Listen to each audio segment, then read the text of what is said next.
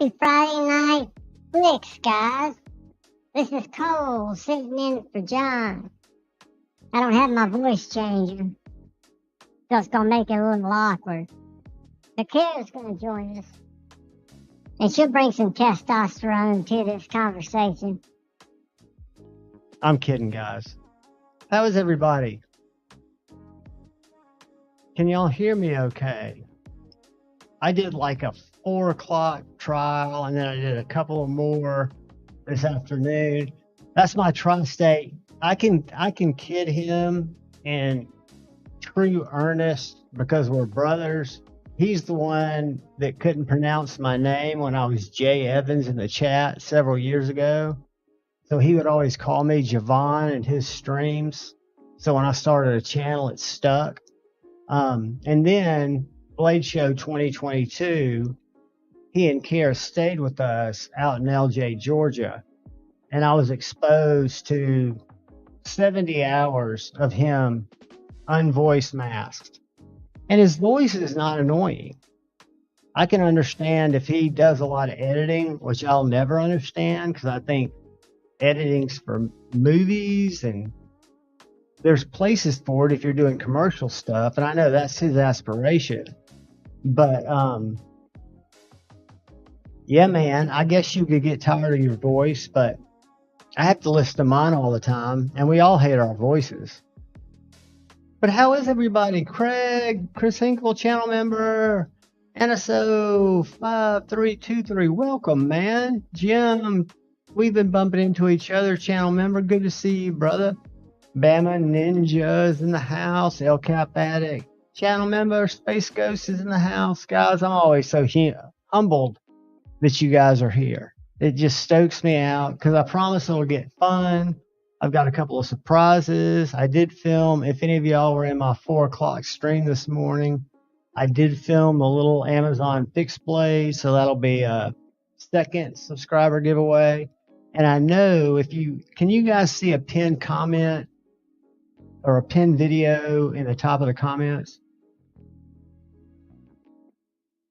That's to a video on Brother Eonan's Edge channel. I think he's 12 shy of 1,000. What I would love to do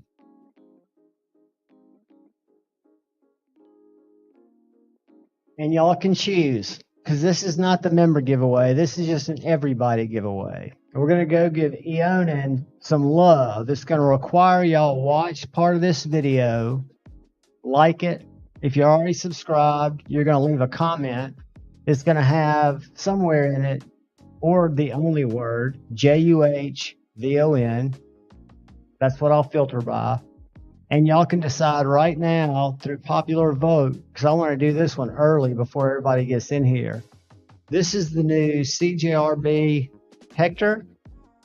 I kind of call it, could have been a bug out killer.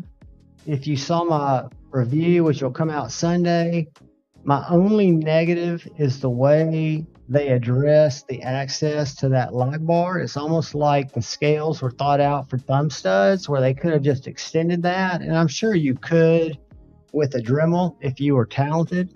And I can get it at the top.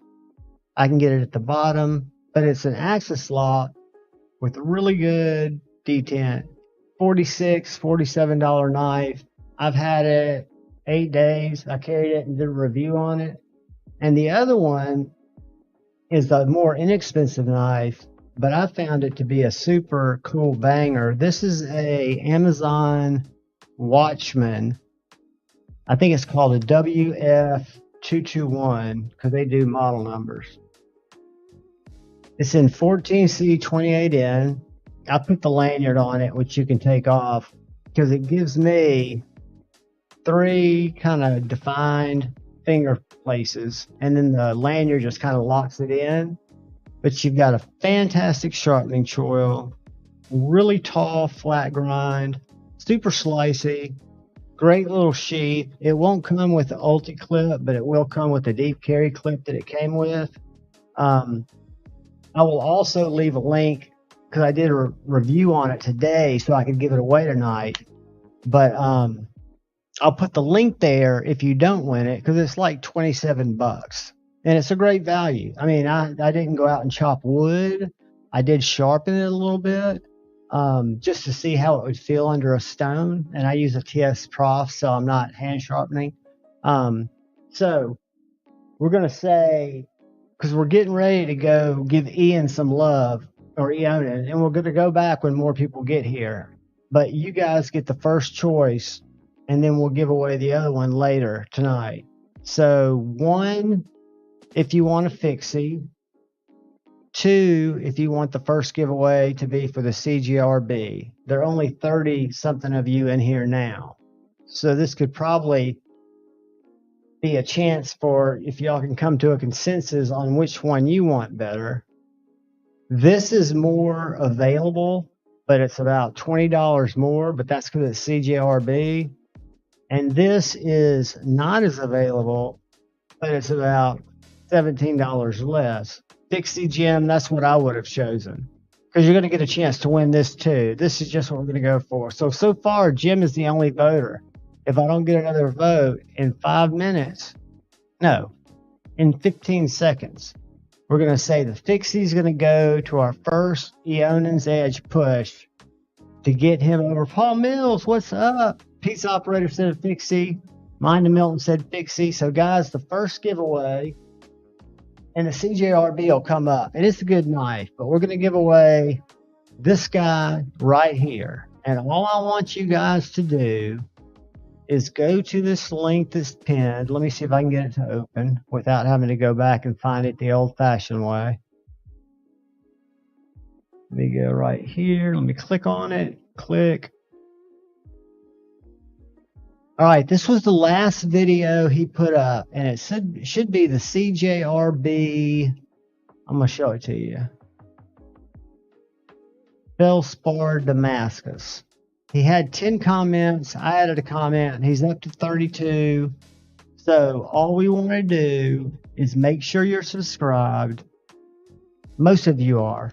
Make sure you like his video. And then leave a comment with the word Javon. Lowercase is absolutely fine. I don't think it's case sensitive, but just do it lowercase, and I'll do it lowercase. And then, if you would be so kind, go to his page. He's at 996 now. And click on this video, and all you have to do... All right, well, welcome back to Eonin's Edge. Like it. This video will be my 2023 top 10 favorite knives that I purchased this year, and a few honorable mentions. So let's get started. What that did is that showed YouTube, when they get a lot of people come in and sub, typically 80% of those people fall off and the creators lose them. They're getting free subs, but it's still, they're trying to build an audience. So it only takes like 30 more seconds to make sure your sub sticks. So you can always unsub in a week if you don't like the content, or if you're getting spammed with it or anything. You know, that's what's great about YouTube. You can choose every day.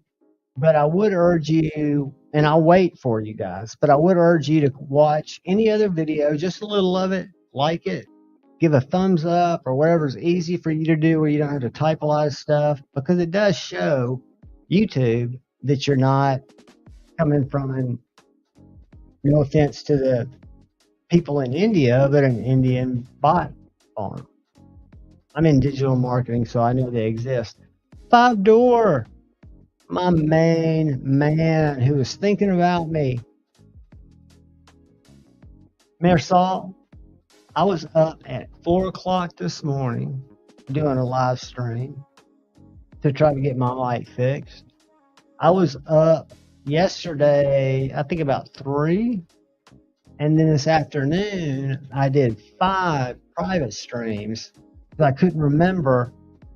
It's a really easy interface, but I come from a band gigging world where I used to have a Mackie analog board, and it was as simple as plugging my mics in, plugging my guitars in, or my effects pedals in, running the PA to whatever the board was, or running a board to a PA, and then somebody else did it. When you look at something like this, you've got to assign inputs and outputs. And if you're an English psychology brain who has no business doing any of this, an input is where you stick something in, and an output's shit that comes out, like sound. But it doesn't see it that way. So it's just weird. For example, I think I've got this effect. Whoops.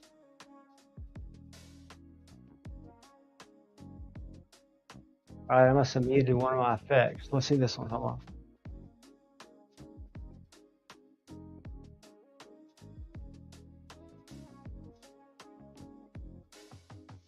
Whoops, I'm on the wrong page.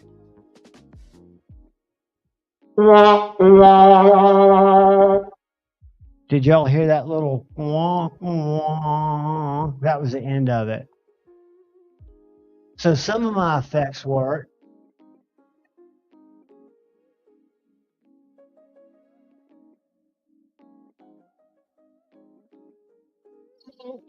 Most importantly, my Cole voice changer works. I've got to learn how to pitch that up just a hair so I can actually nail Cole's cadence. And I can go, hey man, check out this cocktail turn rock wall. I'm going to put it next to my pair of 3. And we're going to set it next to this huge ass Strider .75. If that helps you.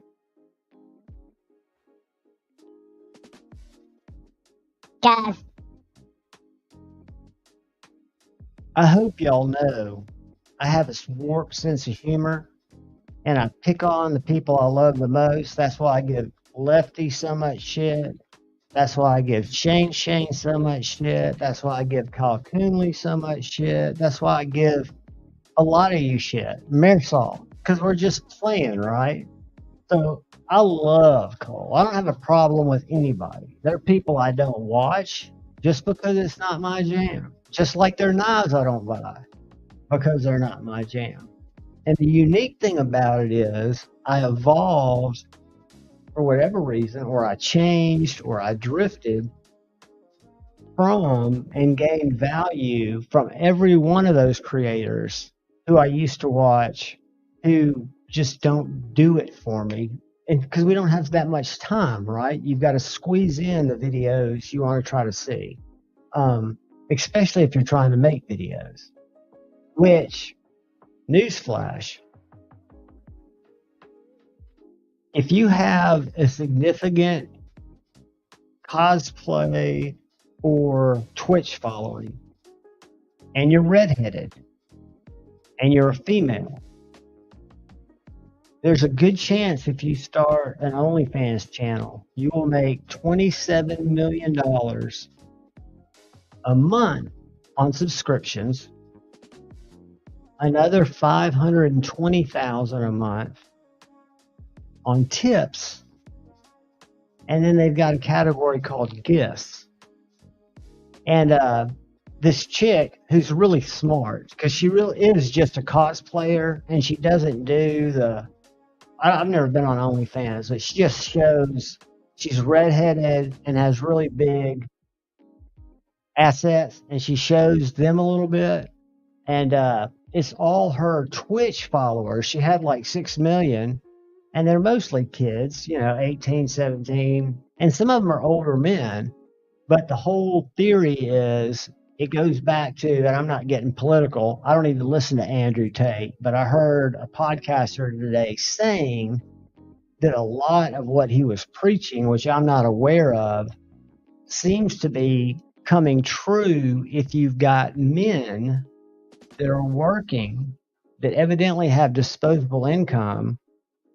And instead of going out, fine, yes, Snowtrod. I'm not watching her. I'm just watching the drama videos, but I'm going to start watching her. I haven't gone to even see how much her Twitch stream is. I'm going to tell you what it is, guys. And it's a licorice thing. Love it or hate it.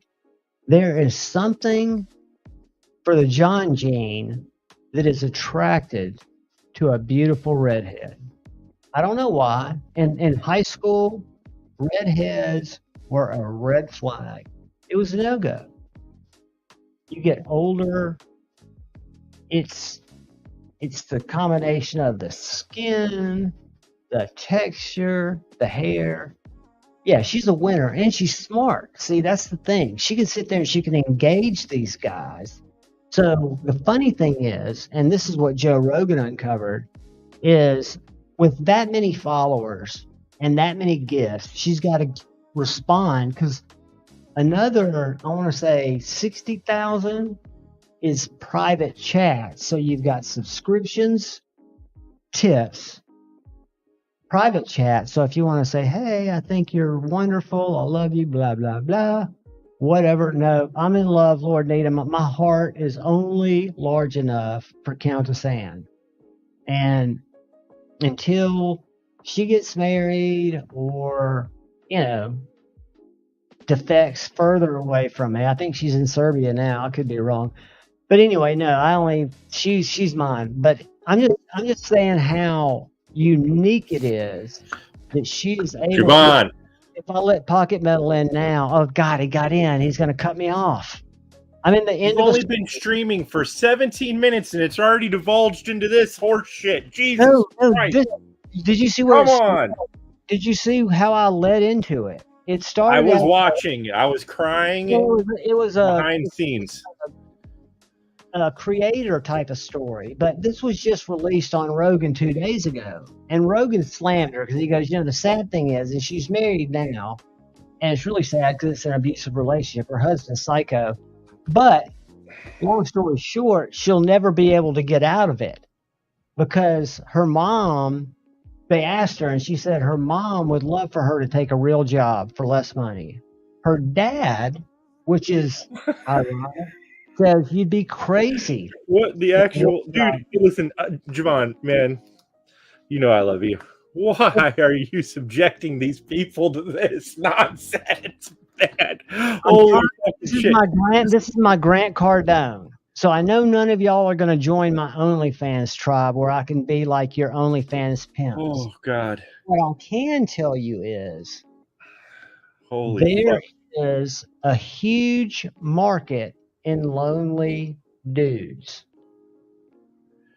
in a story, because and that Amerlin or whatever her name is, after she got all this grief from Joe Rogan saying she'll never have a husband because you can never pull someone out of what you think's a bad situation when they're making $27 million a month. But it doesn't matter.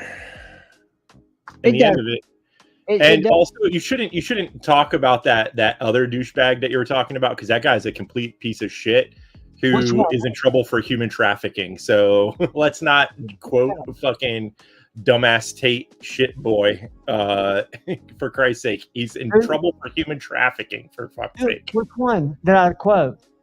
You're talking about that Andrew Tate guy. He's in trouble for human trafficking. He's a fucking idiot.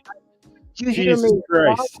That was saying I don't listen to him, I don't subscribe to him, but I've heard that he's very. He's a piece of shit. That's all you need to know. Yeah, he's a piece of shit. But the bottom line is, what are people doing and where are they getting this income to just give these girls that they're never going to meet? And the beautiful thing is, Joe Rogan, who's another one who's controversial, but he investigated it and found out every one of these messages that these guys are paying for her to respond to, she's got a team of 38 guys that work for her. Guys, because they know what guys want to hear. So when you get a message back, if you pay $500, no more talking about that. We can't go to Epstein Island anymore, Homer. You say that like that was on your bucket list. Well, Homer had it up there, and Giselle looks like she's turning the light fantastic. Oh, Christ. But let me show you guys. You know what's sad is it snowed 2.5, maybe 4 inches Sunday night and Monday morning. I have not had a mail truck run once. I've got 3 giveaways from last Friday in the mailbox. I had 2 packages out for delivery today. I was like, yay, finally. The road was melting. I get another message through my shop app about 1 o'clock. We're sorry. Your delivery's been delayed. Our mail carriers have been called back to their whatever. They didn't call it a base, but it was something. So I have nothing new. But what I do have that is super cool, have I shown you guys any of the Saigon Kick magnet mods? Or have you seen JD for EDC, who happens to be right here, channel member, and my brother? Have you seen Saigon Kicks magnet mods on either? It can be on a lot of knives. He's been doing the Pulsar because it's got a notoriously weak detent, even with the strong springs. And he's been doing it on the 8025. So the difference is, I modded this after watching JD's videos, and I just went to Amazon and bought what I thought were strong rare earth magnets. I didn't countersink them. I just got some good glue, laid them out the way JD did using his frame, glued them in, and it kind of feels like an 8025. It doesn't seem to have much extra pull. Because now I've got all 4 of them modded, 2 of them with Saigon scales, and 2 of them that I modded. But then, so I didn't have to try to mod it. Saigon sent me some scales, 2 sets to try, with the magnets that he uses, which have a bigger diameter. I can't tell if they're narrower or if he countersinks them. I think he countersinks them. And then he puts a little, have y'all ever seen the bumpers that go on cabinet drawers to keep them from slamming, or on your cabinet doors? They're little clear bumpers. He has some small ones that he puts in here right by the magnets so that your blade won't come in contact with it. Well, this one right here with his stronger magnets is cash money compared to mine with just the Amazon magnet. It's a little looser and goosier. The reason I bring that up is I think Saigon is working on several different ways to improve. What he's done is taken Brian Winter's design of the Mirage, right? Was that it? Not the Mirage. What was the little one that made the team? What was his first knife? The Winter Blades Cofactor. So he looked at that and started seeing how it could appeal to some of these knives that don't have detent. I don't know if he's a nerd, a scientist, a knife guy, but he is freaking smart, dude. The notes he sends with his scales talking about how to do it, it's just, I mean, yeah. Hopefully in the future there will be scale packs that will be very economical, that instead of just changing out your 80-20.5 or your Pulsar scales, you can upgrade them with a magnet detent. 5-door. We got Pete's operator in the house. We got Marco. We got Timmy, Bama Nice Guy. I've not been paying attention to the chat because I am the shittiest host and comment reader. I've tried to baby step through the latest comments, and I'm going to try to do that tonight and tomorrow, working my way back to the ones where y'all think I never saw your comment and did not pay attention to you. It popped up. I read it on my phone, but I was overwhelmed. Brother Colby, Paul Might, what is up? Kyle Coonley, are y'all still looking good for later, buddy? All you have to do is jump on any time, and I will make the floor yours. Joe Isabella sells 10 5/16 by 5/64. And see, I bought the ones on Amazon that were rated the strongest, and I bought 3 sizes because I didn't know what size I needed. and there were only about 25 magnets, and they were like $18. And I know price doesn't equate quality, but they were from Switzerland or something.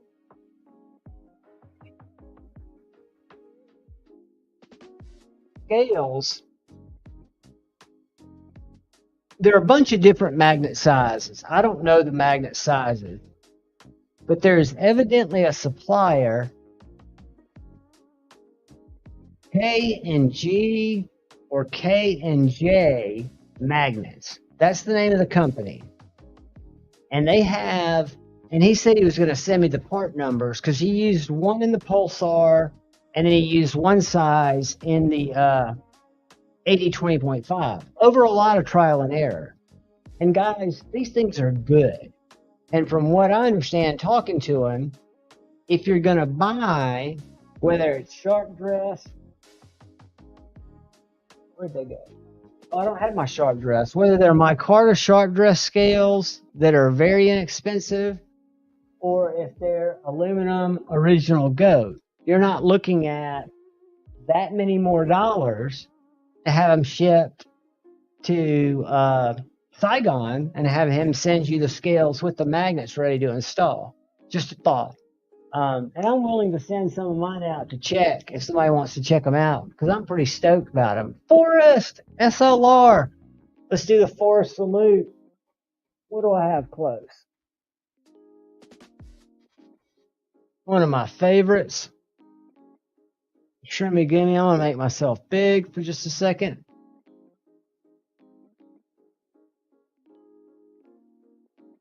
The custom one he did for me. The one that told me that Forrest is fearless and would try anything. I sent him the shittiest graphic because I don't know anything about graphic design. And I'm a gray-headed old man. This is my sticker. And he had the balls to try it. And I think it's fun. And then that's one of the best. The Stevie force-fed pickle. One of my first Forrest Hanks before I thought about having a channel. And where's my fucking... Oh, I know where it is. My crack cat's over here getting flattened.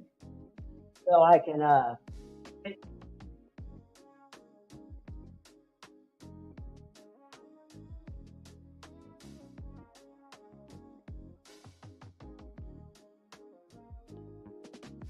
after a live stream, I turn off my black light, and it's about as hot as an iron. So what I do is I've got a little stack of the Hanks that I want the creases to come out of. And Forrest is probably saying, John, all you need to do is spray it with water or something. But so I can take more straight out pictures instead of folded pictures. So Forrest, I'm going to scan to the bottom. And if you're looking for Ian Coates, hugs to you, my brother. If you are looking for a way to get wrinkles out of a Hank, and you're not worried about the cleaning properties of the microfiber, would you throw it in the dryer?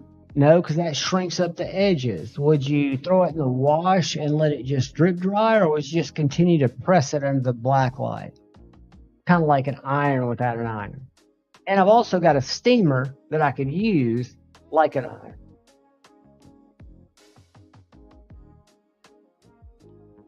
Kyle, I have gotten, just like y'all didn't know me, before Grateful Panic moved in here, the doorway that came from my living room to both of the bedrooms, because I'm a bachelor, I've fashioned a sheet.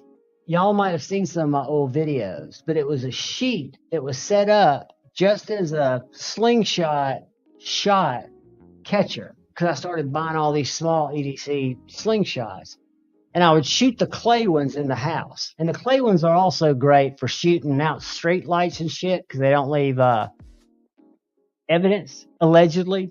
But I would sit on the couch, and I had the sheet, so I wouldn't hit any sheetrock. The shot would hit the sheet and then fall down to a little loop where I would catch it. I'd go pick it up, and I'd just keep shooting. So I had 3 targets. One was about yay big. One was about that big, and one was tiny. And I had them hanging up over the sheet. And from about 25 feet, I was absolutely accurately deadly with those slingshots. And I've still got them. I sent one to ENG, but I've got like 5 EDC slingshots that I used to shoot all the time. And if I ever go camping or something, I like taking them with me, not to shoot at wildlife, but just plink, you know. They're cool. Until you hit your thumb with a steel shot. I did that once and thought I shattered it.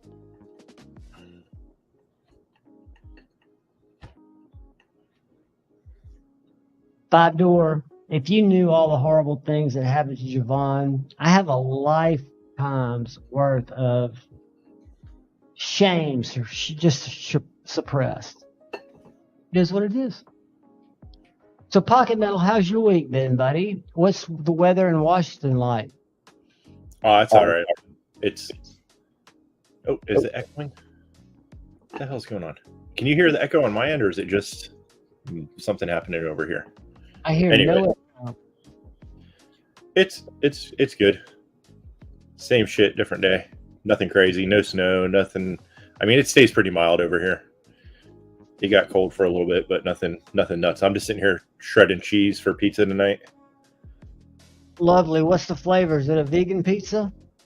No, we don't do vegan. It's cheese, and I think we got some vegetables and shit to put on there, but no meaty stuff. No chicken, no fish. This coming from a guy that lives in fucking Ohio. Talk about fucking shitty. I talked to Coonley today. That's a gentleman and a scholar. He's not what I expected.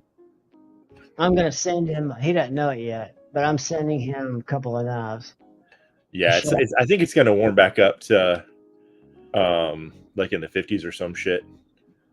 We got snow starting Sunday night, and Alabama doesn't have the salt trucks. They don't ever plan. If they plan for a storm, the storm never comes. If they don't plan, we get 3 inches. And then inevitably, after a day and a half of heavy flurries that leaves 3 inches, you get rain and then freezing temperatures. And it hadn't gotten over 8 degrees.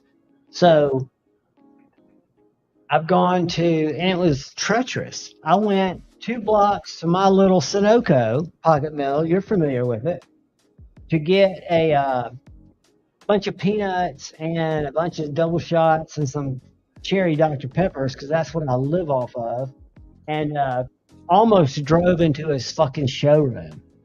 I went in and I was like, Dan, dude, that was so close. You know, I came in and I was slow. I hit the brakes and I evidently stopped on some black ice. And it was just like, I'm not going to stop. I'm going to go right into his wine rack because I knew right where it would have been the worst place to breach his place of business. Yeah, I had that same thing. Like when we first moved up here and we were flying back cross country, we were flying out in, I think it was around December sometime. And I pulled into the place you have to, fucking pay to fucking park your car for the week or whatever while you fly out of town. So I pulled into one of those things that's in near SeaTac, and the road was fine and shit. But as soon as they didn't like ice their parking lot. So as soon as you like pull in, just slow the car. This is like slow-mo sliding, but it's like a fucking ice skating in a van. There was nothing going to stop that shit. It was fucking ridiculous.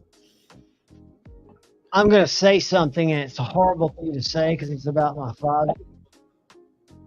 But yesterday he called me. He lives about 5 miles from me, and he's got dementia, and so I kind of take care of him part of the time. And his lady helper hadn't been able to come all week because it's been snowy.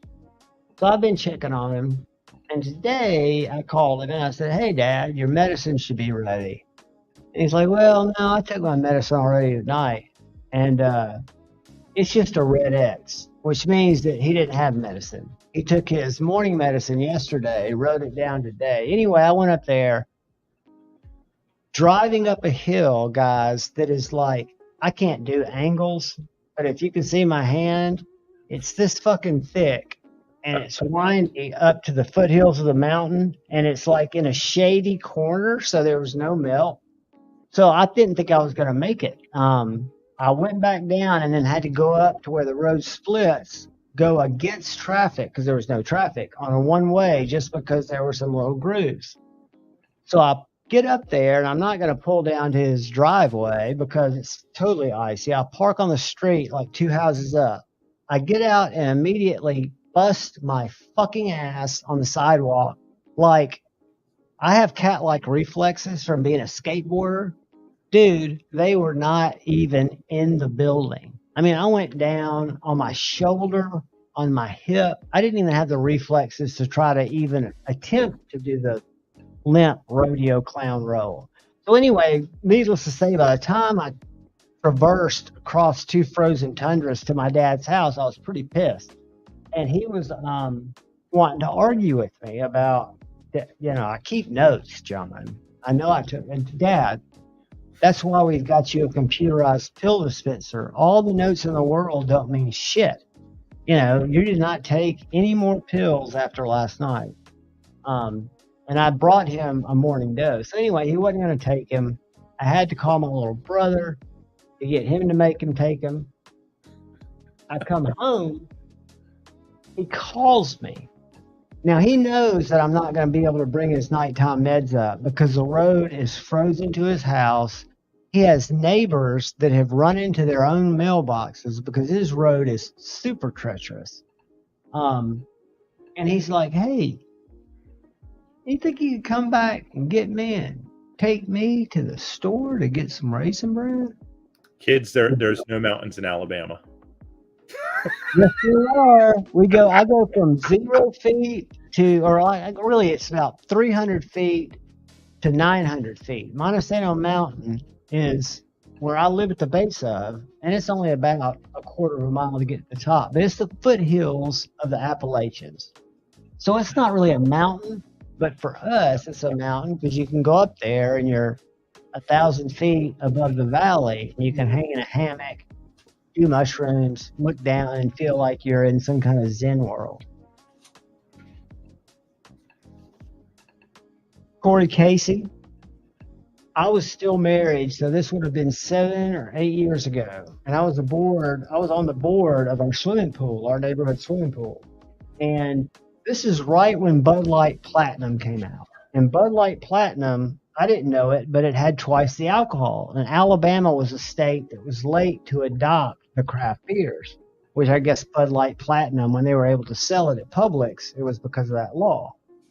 So Memorial Day weekend, Friday, we cook at the pool. Me and the president, I was the vice president, we'd cook at the pool. And this is when I still drank. So all day, we just sat there and sipped natural lights. Felt great all day. We probably drank a case of them throughout the day. So the next day, I wasn't going to be cooking. I was just going to be hanging out in the sun. So I went up to the little neighborhood Kroger and picked up a 12-pack of Bud Light Platinums.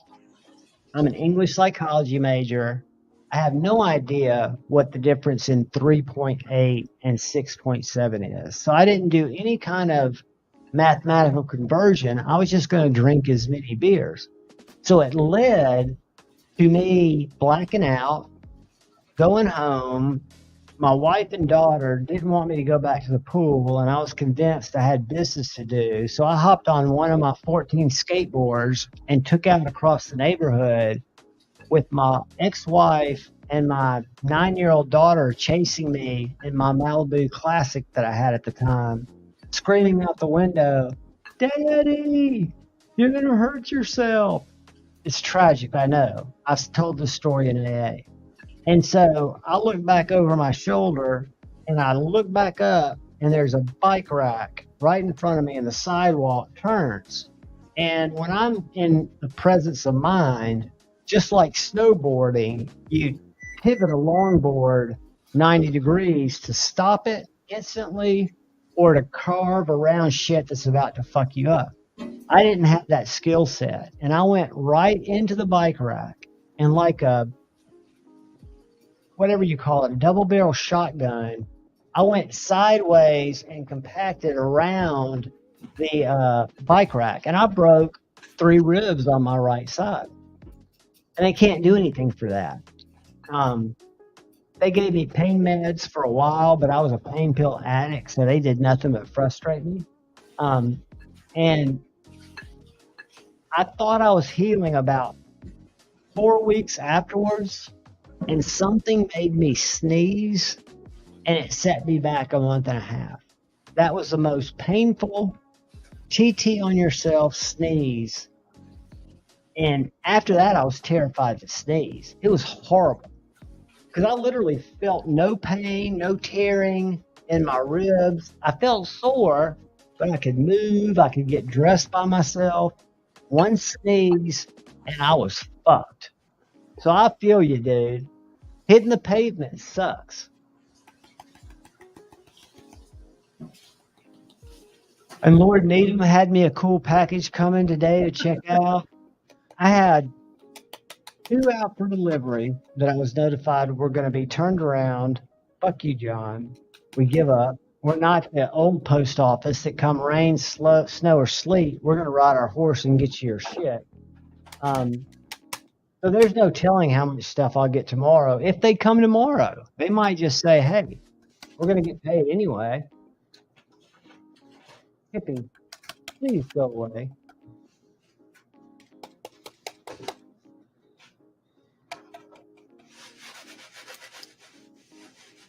Hippie's tail's just fucking my top-down view.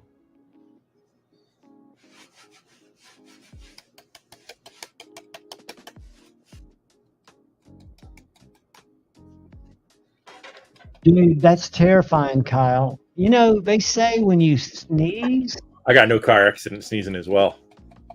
If you sneeze, allegedly, you lose more control in that instantaneous second, like almost unconsciousness, because your entire being, it takes so much energy to sneeze. Kyle, I am a healthy 126, my friend. I graduated high school at 119. I ballooned up to 150.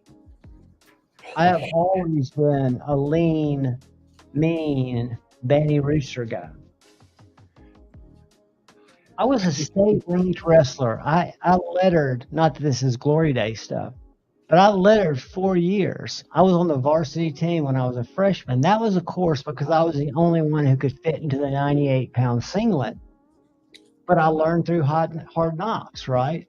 And then continued to make the team and then finally get, very competitive. And luckily, Knoxville, UT dropped their college program because I was committed to go wrestle for them. And wrestling's not healthy the way that they used to do it because it was very weight focused. Dude, I think I weighed more than that when I went into middle school. Put it this way, when I was a freshman, my natural weight was 105. I was a little guy.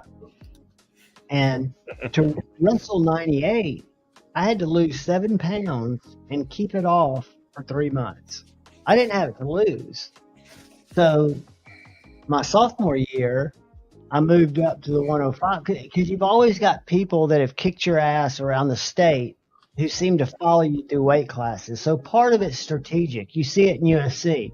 People want to fight in different weight classes because there's somebody that they psychologically don't think they can beat. They've already lost it. And so my sophomore year, I weighed about 114 pounds. I wrestled 105.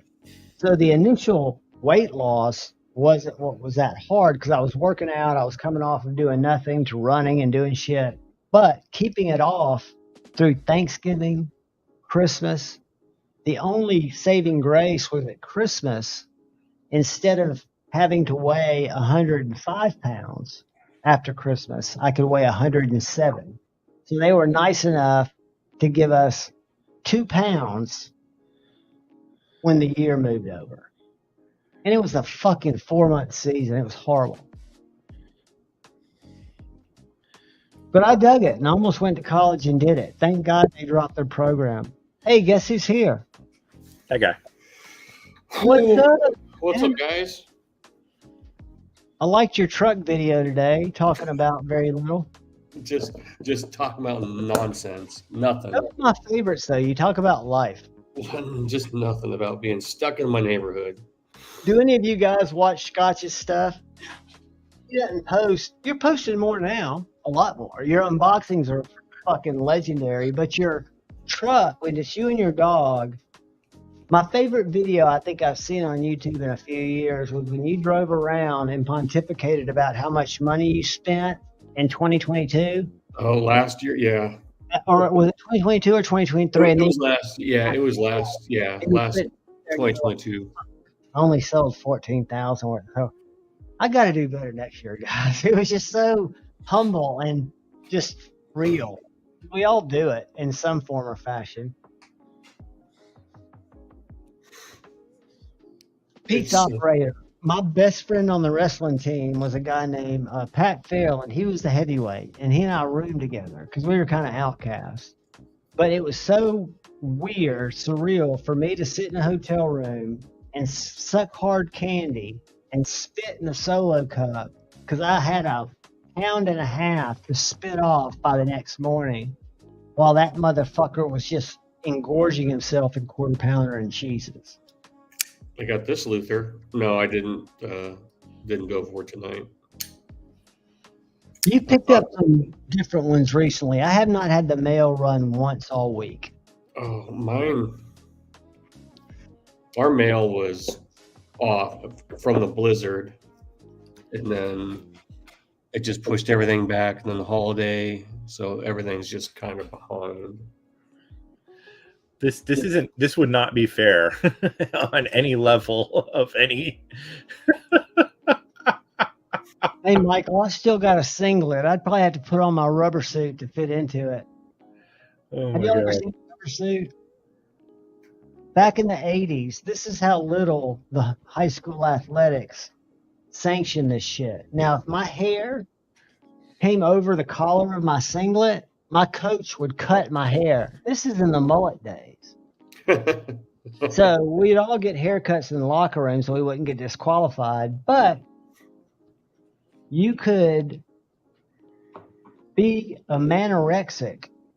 Everybody was. I mean, every team, if you saw wrestlers off season and you saw them on season, it was totally different. The look in their eyes. I mean, if you go to Thanksgiving dinner with your family and you can eat green beans because your biggest tournament is the Saturday and Sunday afterwards, it's insanity type stuff. But my biggest problem, I think, the reason I didn't excel more is because in therapy, I think my battle was always with the scale. But we had these things called rubber suits. You can still get them at Walmart. They're like space suits that look gray, and you put them on. Guys wearing them with like sweats over them. Exactly. So every day at wrestling practice, which was 4 hours, I would have on my singlet, a rubber suit, like 3 pairs of sweats. I looked like a Michelin tire guy because I would sweat off anywhere from 6 to 8 pounds per wrestling practice, depending on how much water I drank. And that was the evil of it. You're always kind of constantly dehydrating yourself because that's easy weight to lose and easy weight to replenish between weigh-in because you've got 2 hours from scales to max. Man, I shit 6 to 8 pounds a day. Dude, when you're a fucking little manorexic who's been on the diet, and at the time it was Dolly Parton diet for me, some where all I ate was fruit and vegetables, and then Atkins came out, which is now ketosis. It's the same thing, protein only. So I would diet, quote unquote, healthily for someone who didn't need to diet, but then maintaining it, I would always be 2 pounds, from 1.5 pounds to 3 pounds overweight every night before I had to weigh in at 7:30 the next morning. So I would be running in the gym at night. I would be sitting in saunas. But the old go-to, and you wouldn't believe you can do this, but if you get a bag of hard candy, the one that doesn't have a coating, it's just like red, green, purple. They're little round, cheap hard candies. And you stuff those things and you don't ever swallow, and all you do is spit in a cup and go through a bag of those. I've lost 3/4 of a pound spitting off weight between Huntsville, Alabama and Chattanooga, Tennessee, which is about an hour van ride. That's how insane it was. And now you can't do that. Now you've got to wrestle within a certain weight of what your natural weight is, which is good. Do you remember that movie from the 80s, Vision Quest? Absolutely. I love that movie. That was my Rocky, dude. I love that movie. Matthew Modine. Yeah. And Matthew Modine, I don't know if he wrestled in high school, but he had the fucking moves. He had the like his shit didn't look choreographed. He looked like he was really high school wrestling, because high school wrestling's not like WWE. It's more like kind of jujitsu with throws and a little bit more elbows in the face.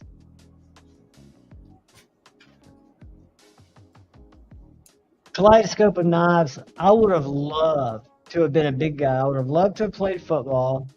The only thing I wouldn't like is to sit in airplanes and feel like a sardine.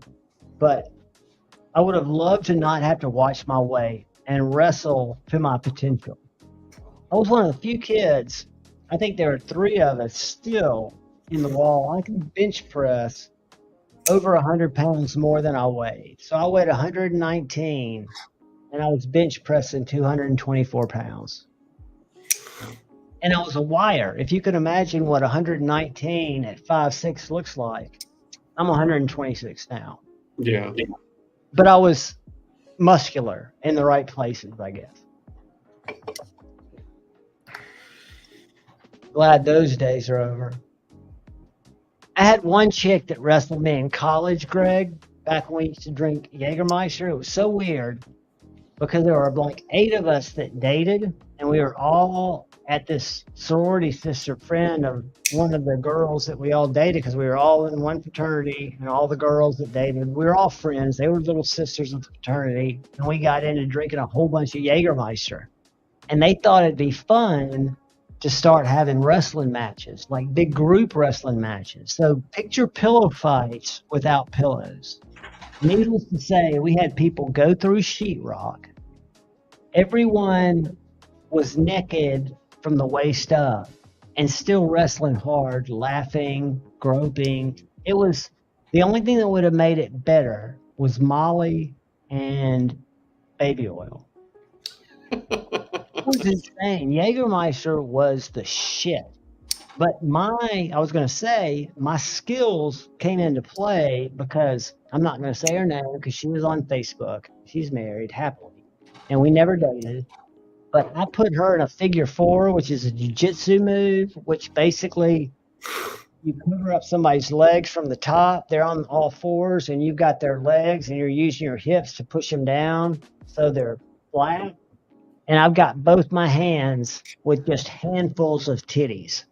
I would have to say, all you got to do is tap out.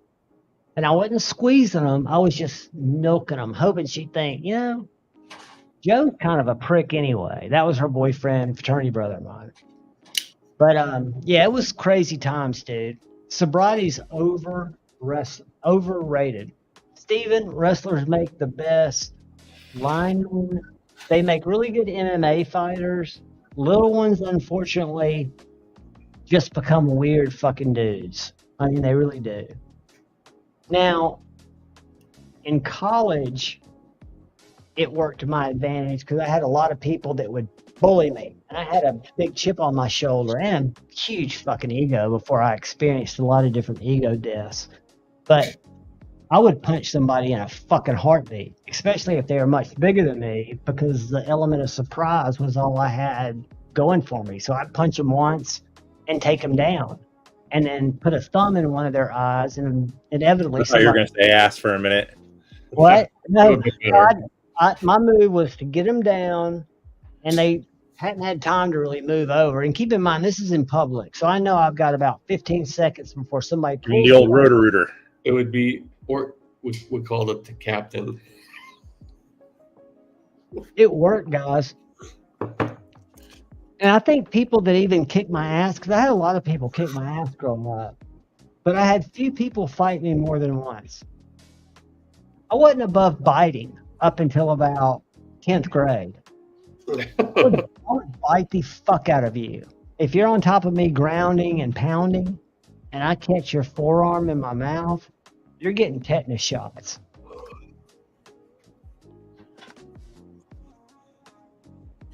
So I've got 2 knives ordered from White Mountain Knives, and I don't remember what either one of them are. So to break up the monotony, I'm going to show y'all. Now we're going to go do this giveaway. We got to do our first giveaway because more people are getting in here. So guys, if you come in here in the last 30 minutes, go to the link that is pinned in the top of the chat. That's going to take you to Brother Eonin Edge's last video. It's about a feldspar, I think. But watch the video. If you're already subscribed, great. Leave a comment that says Javon. If you're not subscribed, he was about 4 short of 1,000. Did you see this one? Which one? When El Cap joined? No, El Cap. Thank you, brother. Now, El Cap. 6 o'clock. Go to the members tab, and in a second, I'm going to post that video up because I'm giving away a banger tonight, and I want you in on it too. Let me share something real quick because I forgot what I had coming. And one of them, Jared Neves, kind of influenced me to buy, but I figured it'd be a giveaway. So do y'all remember the Real Steel Metamorphs? Those tall, skinny knives from like 3 years ago? No. So this knife, I bought one. It's Real Steel, and they come out with a button lock.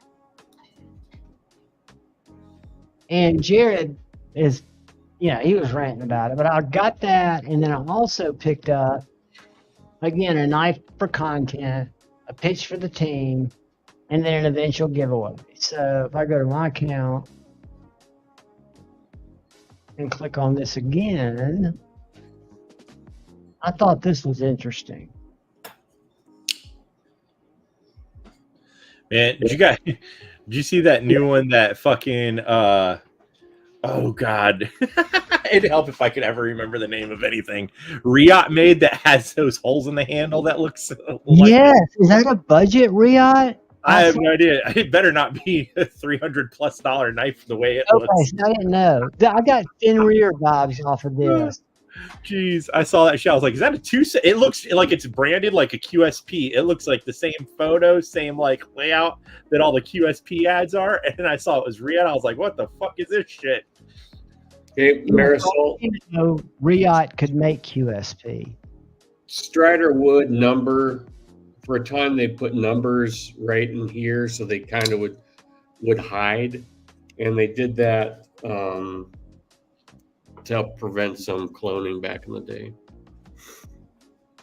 Like you can, there's knives out there that'll have numbers. You can't. So in between, like the stop pin and the pivot, they'll have numbered there, and that was just for. What's the story with the maker in Arizona that puts numbers on his scales? At first, I thought those were serial numbers, but when I took them apart, I noticed that the blade number matches each scale number. Who's that? Greg. Oh, inventory control. But so the numbers, are they keeping knives together? Like these handles go with this blade? They can be. It's just luck of the draw. But it's just for inventory control. Most of the times you'll have a match set, but if you don't, it was like. Thank you, Bluminati. I love you, brother. I hope you're doing well, dude. Mere Salt said, "What up, Scotch?" But this is the Tucson I got. I kind of thought it was hideous, but that's why I got it, because of the choil. K112, nothing fancy. What do you think of that? Eh? A lot of holes. And then I'll order something. Let me go to Instagram, because I'll order something from a buddy from Fob Door. Oh, fuck. Okay, guys. I'm going to have to put the chains on my tires, get my boat over to Serbia, and help out Countess Anne. What the? You don't have a door. How are you gonna get? You're gonna get cold. I know, but she'll warm me up. Shit And on here's you. that sniper wolf chick that we all talk about. Well, not we all, me. But let me get back to what I was going to. Okay, so this is what I wanted to show y'all. Has anybody experienced a cuff? I've got the cuff EDC, which is a small one. Mine's staying pretty good so far. I mean, I've had this hoodie for a little while. Well, I'm not sharing shit. Hold on. Sorry. So this is it's too small for both of you guys. They have a cuff 4.0. It stands for kitchen utility folder because how low the blade is. I don't know about that. This and the field duty have about the best action of any knife in my collection. And it utilizes this unibody construction, kind of like that crosshatch Strider. But He when used you to look listen at- on his website. That's where he got it from. when you look at what he's doing, this is the cuff 3.5. So he did a cuff EDC and a cuff 4. The cuff 4 was fucking huge. This one is a 3.5-inch blade, Magna Cut.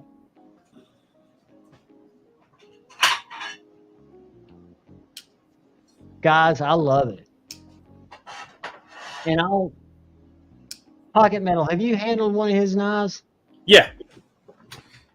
That's I can't remember. I think it was the Field Duty, one of the older ones when I met up with Brandon Thrasher had one, and that was before the whole Liang Mall debacle of 2023. yes, where he basically shit on himself. You're a crackhead. Yeah, you know. Amongst other things. And what's sad is I know Leon, and that Is this turning into a Brant thing? Like, are you guys best friends? No. I respect him. I know because he told me, and he tried to reach out afterwards because he knew he was wrong. He is a very emotional, I won't say thin skin, but he gets his feelings hurt when he feels, not that Jared wouldn't tell the truth. He just felt some things went personal. I don't know. I watched his video. I watched Jared's video. I don't watch a lot of them, but that was just like, you know, whatever. So I watched it, and I didn't think he said anything that was that big of a deal. Like, well, it was such bullshit for him to get mad at that. He said it was dangerous.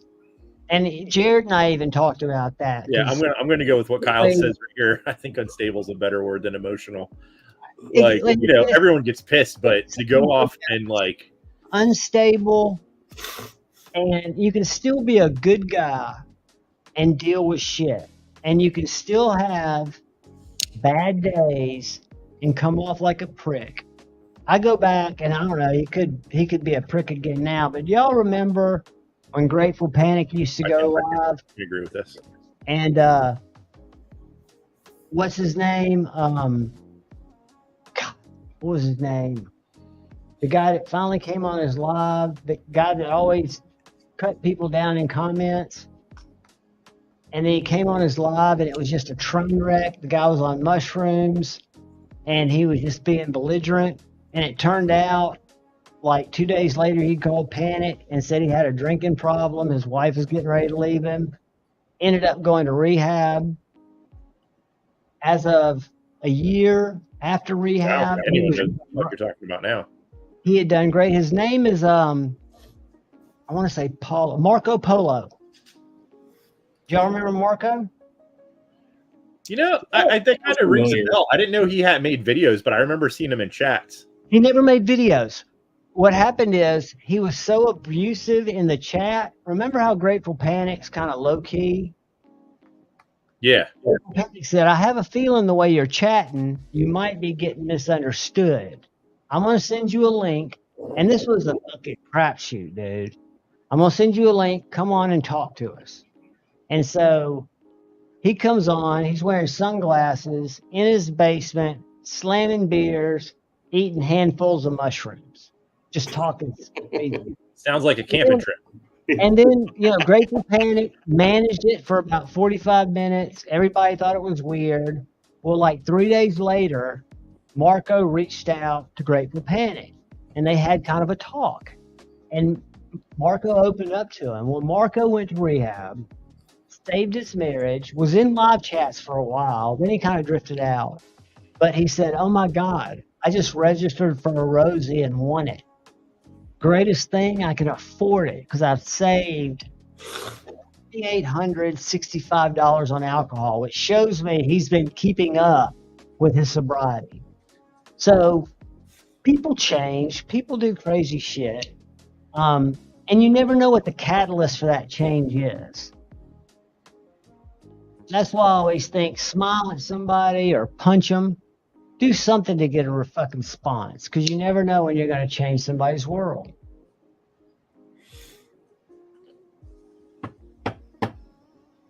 And on that note, Lord Needham, I agree with you 100%. And I talked to both those gentlemen because I felt sick about it, and I could not bring, and I don't blame Jared. I told him I do not blame you. I could not. Jared just wanted to let it go. Didn't want to have any more conversations with Leon. I get it. Jared pre-ordered that knife. Jared was in like Stevie, like all the people that pre-ordered. Yeah. I bought mine after Blade Show 2023, after they went back to Riyadh. So I didn't deal with any of the. I've never seen a company nosedive so greatly.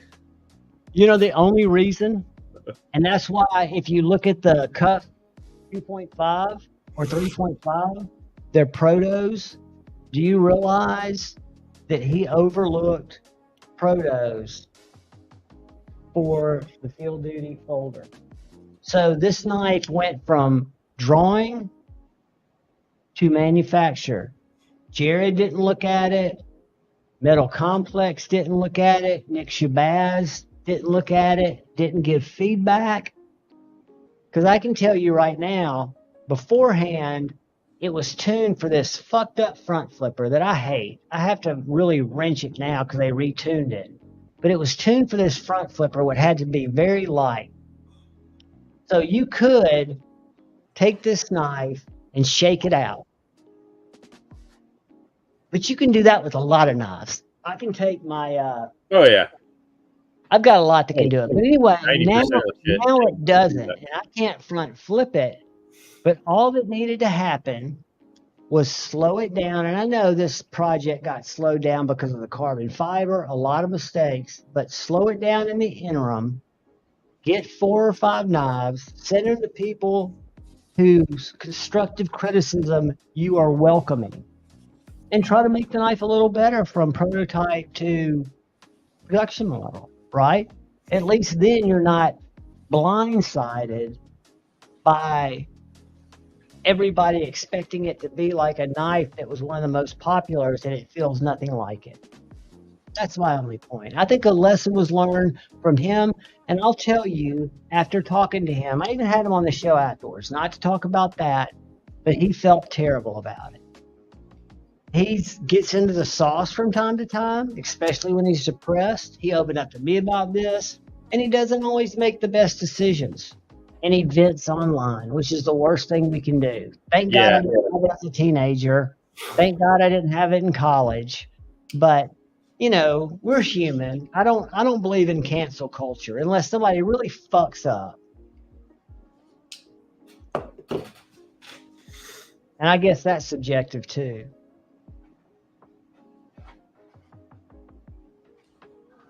Gosh, I really like the Roosevelts you got for your birthday. That's a good looking knife, brother. It is. It's upstairs. Did you get the L Max? Did you tell me it was L Max? That's 45. That's 45 for your Rosie. Rogovitz. Ah, Rogovitz. But Like, you got your Lamia is my L Max. Lamia's in. Yeah, my Lamia's in LMAX. Yours looks just like mine. Mine was a Friday the 13th drop, but it must have been a different Friday the 13th because mine's crew wear. Yeah, mine was the Black Friday. This is Black Friday too. Black Friday. I bought it on the secondary, but it's for the Black Friday drop. I don't know if he dropped. Lie to you. He's a nice guy. I mean, I don't think he did. He could have, I'm just but joking, man. it's on bearings. And I wonder if he did that drop like Oz will sometimes do. We're going to do this many of this blade steel, this many of this blade steel, because they're using up inventory. You never know. I don't know. But you got yours on the drop, right? Yeah. How long ago was that? It was Black Friday. Okay, so that was a totally different Black Friday. That was a totally different batch because this came from Black Friday around Thanksgiving or Friday the 13th around Halloween. Yeah, because he did those orange ones too. About 3 weeks later. Yep, and it's still in my pocket. I mean, I just love it. It's a great knife. Yeah. If it hadn't been for Ethan Ruins letting me experience his at Blade Show, and he had one of the older versions, I'd never been attracted to it. And I just found it it felt good in my hand. Didn't expect to get one, but again, found what I felt like was a good deal on that sale. And probably wouldn't have gotten another chance to grab one. But I need to sell some knives too. I've been pretty good. Well, I always say that. I've been pretty good. He's in the market for a PMP Tianto in M390. Can you imagine? You're the only person that bought that knife, so you're good luck selling it. It's the most. No, I've seen several on mass sale, and I would sell it for a good bit less than I've seen those. I remember selling them. But everyone that bought one like you was like, "Why the fuck did I do this?" We watched Metal Complex's video, and I'll be honest, I never planned on really carrying the knife. I bought it because at the time I could afford it. It would have been the biggest knife in my collection, and the fact that somebody built it, and it's so ridiculous. What lesson did Five-Door learn? I just felt like it needed to be at least experienced. And if I don't sell it, I want to send it to Satu. He's got one. Oh, I know. Has he ground it? Oh, I don't know. I know he had one and then sent it off to someone. I don't know if he traded it. I can't wait. He keeps telling me 6 more days and I'm out of here. This cold shit. He keeps telling me, go ahead and send him. I said, dude, I feel bad. I mean, and now we've at least negotiated to let me pay for shipping back. I said, let me pay for shipping both ways. But I want to send him this S-Tau. I've got a flipperless Hinder XM18. I've got a Pena Bravo. And he's excited about them. He wants to grind them. And I'm thinking about sending. Did you see the video where he did the hollow grind on the knife that looks almost just like this? Yeah. What'd you think of it? I thought it looked pretty good. I mean, but what's the advantage of having this thick tip? I mean, it slices, but it doesn't slice like my 3.0. Okay. I've got an XM18 3.0. Oh. So it's not a breacher if you hollow grind it? Well, if you want a thick tip so it doesn't break, I mean, if you ground it so thin, that tip's going to snap off. But in all the other grinds, he's left the tips thick for me. Maddie wants to know, it's some sort of Hinder. Oh, the half track? This is the Hinderer half track, Maddie. It's a Warncliffe. They make it in different blade styles. It came with a blue G10 scale, and then I picked up this working finish scale, which is just the top part here, because this was blue before. And it's probably the shortest Hinderer, but it's thick. So the Hinderer 3.0s, probably the ones I carry the most. Josh says he wouldn't do it. Are a little bit longer, but look how much thinner. So if you look at the Warncliffe, that was kind of hard to see, just in case you wanted to actually know. This is super slicey, and this is good and grindy. And I could probably get it super slicey. But they're about the same size knife. This is just a lot thicker. And I don't know what its purpose is. I just thought it was really neat. They'd been out of stock forever. When I saw them come into stock, when I'd wanted one, I have a hell of a time flicking it. Yeah, you have to get that finger in there just perfect to flick that thing. Yeah, without cutting your... Oh.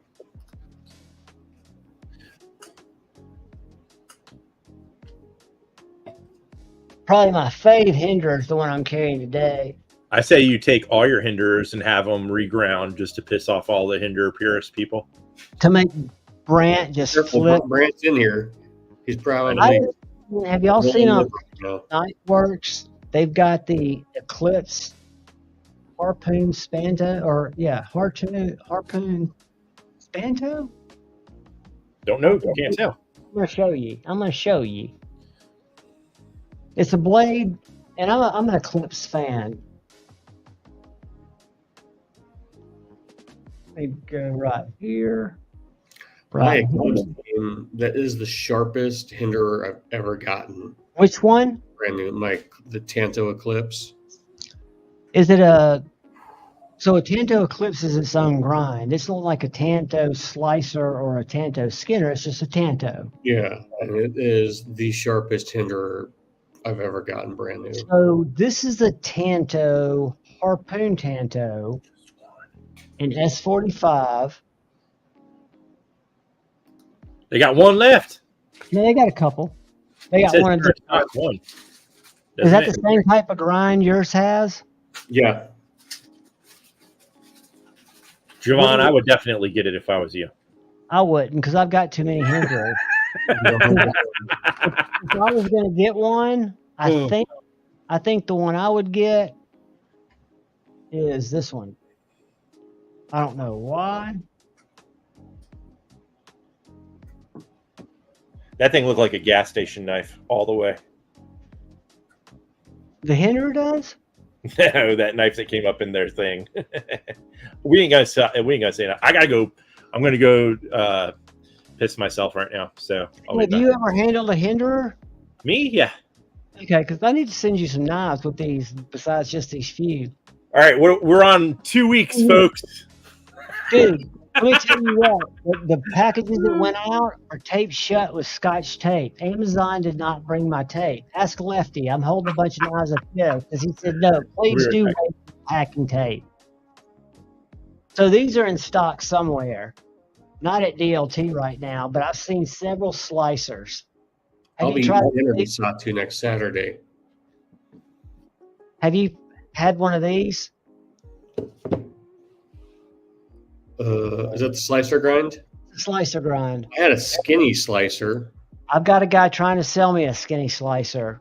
It was nice. I've had two of them. What did you think of the skinny? I liked it. Does it feel like an XM, like a 3.0? 3 inch? It was a 3.5 inch, and it was just, I mean, there's not a ton of difference. A little bit more pocket friendly, not that they're not pocket friendly. Just a little thinner blade stock. You know what's funny too, and I say this in a lot of my videos, you might not like the knives that I'm showing, that's good, but I used to never watch slip joints. I used to never watch fixed blades. just keep an open mind because you never know what you'll like. And the reason I say that is I was always a mini kind of guy. When I say mini, medium, right? Smaller knives, Benchmade, around. And then, dude, and I got the small Medfords, but I've got a 4-inch Harsey that I carry all the time. And I'm a little guy. I carry my Evo, I carry my Pulsar, I carry bigger knives. I don't have a problem with it. I find it weird. What am I carrying tonight? Oh, yeah, I'll carry my clips tonight. I will be right back. Give me like 10 minutes. Take your time. I'm going to try to see who's in the chat and make sure that they get registered because we're going to do a giveaway while y'all are gone. All right, I'm going to go get some knives from upstairs. All right, kids. What I was going to say, for those of you just joining us, at the top of the chat, there is a link to this video. I'm going to put it in the chat again, and now I'm going to show you the video. All you have to do is, if you're subscribed to Eonin, awesome. If you're not, please subscribe to him, watch the video, leave a comment, and the comment can just have the word Juhvon, Juhvon, because that's how I'm going to check to see who wins the fixed blade. But if you would, I will wait for you. Click on another video, like it, watch about 10 seconds of it, because it shows YouTube that you're human, and it helps his sub probably stay there. So let me know, guys, if everybody's got a chance. I'm going to go over there and see how many comments we've got. 87 comments. I think we only had 30 to start, so I think that's probably everybody in here. Let's see what we got here. Yes. All right. So what I'm going to do now, guys, we'll have a couple more giveaways. But first thing we're going to do is grab Eonin's link. God, buzz. According to Mimo, he hit 1,000. 999 mass faction says. Come on, guys. Everybody. Well, Mimo said 1,000, so I'm going to take Mimo's over. That's probably right. But what'll happen is, because I see it happen all the time, we need to get him about a 10-person cushion. I'll tell you what we'll do. We'll do the member giveaway, and then we'll also do the CJRB giveaway. Use it to Eonin too. We'll find a different video. Everybody will have the same chance. If you've already subscribed, fine. We'll just leave him another comment. But we want to get him to, I'd love to get him to 1,010. I've seen, because I know, and I don't blame y'all, but I know not everybody was able to go watch another video or part of one. And YouTube, unfortunately, you can go subscribe, you can hit bell notification, you can leave a comment, you can, and they cut off on it. Will they show, like, 'cause it says 1K, will they show like individual, like 1,001? No, like, no. It'll show. Now, if we go to his page, we can look. So let's go right here. Let me go look at it. Hold on. He's got, I'm seeing 999. Let me refresh it. Mine says 1K. I got 1K even. All right. So on this page, it'll show you the exact. But on like his videos, it'll just show kind of within 500 increments. But it would be great, and we'll do this other giveaway in a second, or maybe after the member giveaway, even though members don't have to be here, to drive more traffic to him. Maybe more people will come in after B's. Because I'd love to get him like 110 would be awesome. Because he still might get under, but he won't be under long. All right, so I'm going to go to YouTube. You know, I paid for this YouTube comment picker, Pocket Metal. And then because I wanted to be able to also be able to do YouTube giveaways. And be able to put my name, different reasons. It wasn't that expensive, but it's a fucking ripoff. Yeah, but isn't there free ones? Yeah, there's a free one, but you're limited to what, like, you can say filter duplicate users, but you can't filter by a comment, a word, or a hashtag. So I couldn't put Javon in there, and I've got to log in right now. But what's weird is I had a my original Instagram account is like JW Evans 1999 at gmail.com. And that's one profile where after about 6 years, I started posting a lot of knives, and it got weird because people were asking me questions, right? So I was able to do a sub account, John Evans Knife Addict Life, which I can go to, I can search, I can pull up the URL. I also joined, and you're probably going to laugh at me here, because if I don't cancel in 6 days, it's going to cost me $119 for the year. But hear this music in the background? I know it sucks. Can't hear shit. I joined a...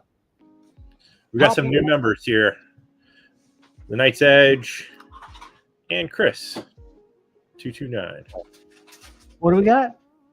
New members up here in the Knight's Edge. Guys, thank you. And please, I'm about to put the link up for you all to register. I'll show you what we're going to give away. Let's do this one first. I've got 75 new comments. Has everybody gone to the pinned link and left a comment? Who wants a comment? Nice Edge, no worries, brother. Y'all are all members in my book. I appreciate each and every one of you. The only reason I've run out of budgeting knives, and I felt like if I'm going to keep giving away knives, I should do something different for members, but I'm never going to leave non-subscribers ever out in the cold, because y'all are just as important. Illuminati is just stepping out. I was clicking it. All right, I'll stop. I was clicking at the same time you were. Guys, I need to go. See, I could right now be on my regular YouTube so I can see who got the membership, so I can tell them who can go. Kyle Kuhn Lee. Register. I'll put the link up, or it's in the member section. Kyle Kuhn Lee. Best response to getting a membership gifted. What did he say? It says, damn it. Fucking Kyle. He said he was trying hard not to, Let me tell you something just funny. In any way. For about 30 minutes a day. And I've read his chats for what, 2.5, 3 years? Night and fucking day of what I expected.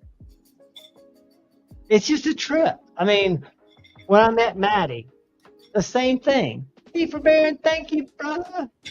Jeffrey Dawson gifting memberships. Guys, you guys don't have to do this. Thank you. Thank you. We're not Greg, here Junior Miz. for a giveaway. Steve Claire. 10%. Blades.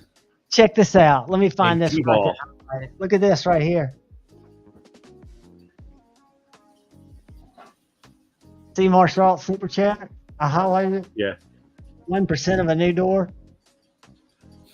You were here this morning when I was getting just slammed. Hilarious. I said we were talking. No, it was in one of G-Ball's chats. And I said, as long as you're not like skipping insurance payments or missing your house payment, we're all going to be reckless with knives. And they all chimed in. That's why you don't have a door. I teed it up and gave him a big Bertha and said, swing the fuck array. All right, has everybody, I'm going to check one more time, 75 comments. We're still at 75 comments, guys. So we're going to draw for the first knife now. And then I want to get the member link up there. And then I'll go back and we'll find something else for Eonin, because we're going to get him a little cushion. 75. Good luck, guys. This is for, where'd it go? Stick me behind my comments. This is for this little banger right here. This little guy. I put the lanyard on it. You can take it off. But fun fact, yes, it's thick, but it has Kevlar, fire starter, fishing line. It's got like 8 life-saving things in there. And if they don't work, you can cut your fucking throat. So you don't have to suffer. That was fun. We're going to pull for it, baby. I'm going to give it one more chance to see if anybody else got in. We were at 75. We're at 75. We're going to share. Caps don't matter, right? They shouldn't matter, no. I just put it in all lowercase Javon. And just so you know, I'm filtering duplicate users. Let's look so at you can try it twice. Put in, and then I'm going to give everybody 4 or 5 minutes to. This is how I put it in. Well, that's fine. Just like this. He went to go grab some stuff. He said he'd be back in 10 minutes. He's going to get some knives. He's going to get some knives he picked up. Yeah. So take a look at this right here, guys, and feel free to go back in. And if you feel like, because I don't think, I've heard Kevin say, and I've heard somebody else say, it does not matter if you hashtag it. I always feel like include comments that contain at least one word and separate, blah, blah, blah. Yeah, I think it needs to be more exact. Only include comments that contain both hashtag and hashtags. For example, would be there. So I misspelled it, so don't do that. Come on. You can't even spell your own name. Do this. It's not my name. That's what Cole used to call me. It's your name now. I was Jay Evans. So that's all you guys got to put in there. Javon, let's see if it changed. Now we're down to 61 comments. We dropped, guys. So maybe y'all are doing it now, because we did drop from 75 to 61, and I won't feel comfortable until we get back up. So everybody go in and throw another Javon in there. I've got filtered duplicate users. Javon. We're still only at 61, dude. What's happened? Did we have people leave maybe that left the stream earlier? Oh, does that happen? Like if they're not in the stream currently, it doesn't pick their comment? No, if they left a comment on his video. Yeah, so how does it lose comments? That doesn't make sense. It'll pick the comment no matter what, but I'm trying to think if people went in and changed it. Uh-oh. It shouldn't go down. We have people that haven't completely changed it, or they changed it and it didn't need to be something. Or somebody typed in JUHNON. Is that what I had? Check to make sure you have JUHVON, and I promise the next word will be easier. We'll say if. If will be the next word. IF. No, we'll do is. What's your definition of is?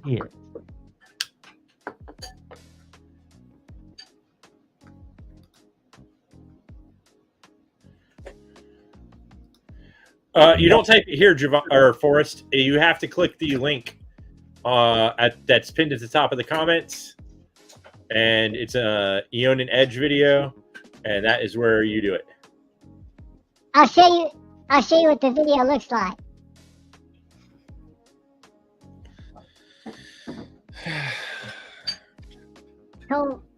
Cole voice.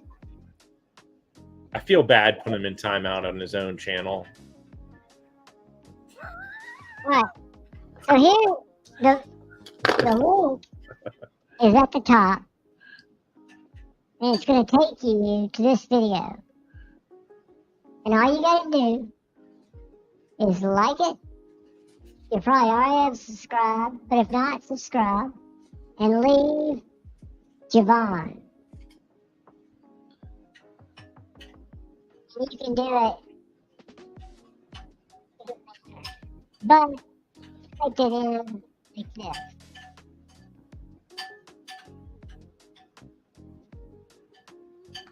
You can go ahead and change it if it makes you feel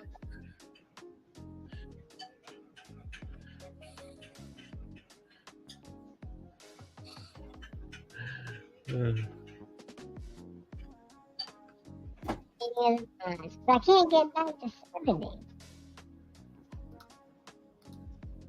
What the fuck, people? The fuck?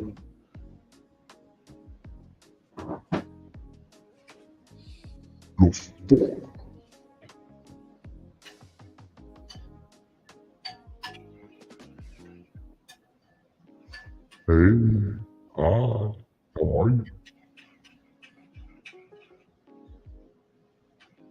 All right, guys. I'm stucking out at 61. What do you think I should do, Pocket Bill? You think I should go ahead and draw with 61? Hey, I mean, you can only try to explain it so many times. I think maybe before it was given a false reading. Maybe it was, and I tried to lead my dad to water, and he was like, "No, I already took my." There's 88 people watching, so the fact that hey, if they don't want to enter, they don't want to enter. What can you do, right? We got other giveaways. Some people don't like fixed plays. Good luck, guys. Bing. And the winner is that person. 516. Congratulations, Brett.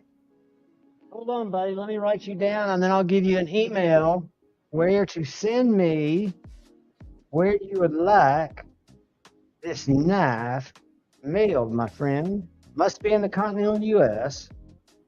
or have a proxy in the continental U.S. It must be 18-year-old or have a parent. Did you have a description for this up earlier, or was this just tonight that you told people to comment in this? Oh, there he is. I was gonna say I've been trying to look at comments constantly and haven't seen anything. No, it was one tonight that I did. The only one I do, well, sometimes I'll do a subscriber, but I feel like that draws people in that are just here for the giveaway. So the only ones that I post sure. are the member giveaways, because those go to just a few people that can see them. So we've got our Watchman Pixie, which I hope you like it, Brett, is going to Brett Ingrams.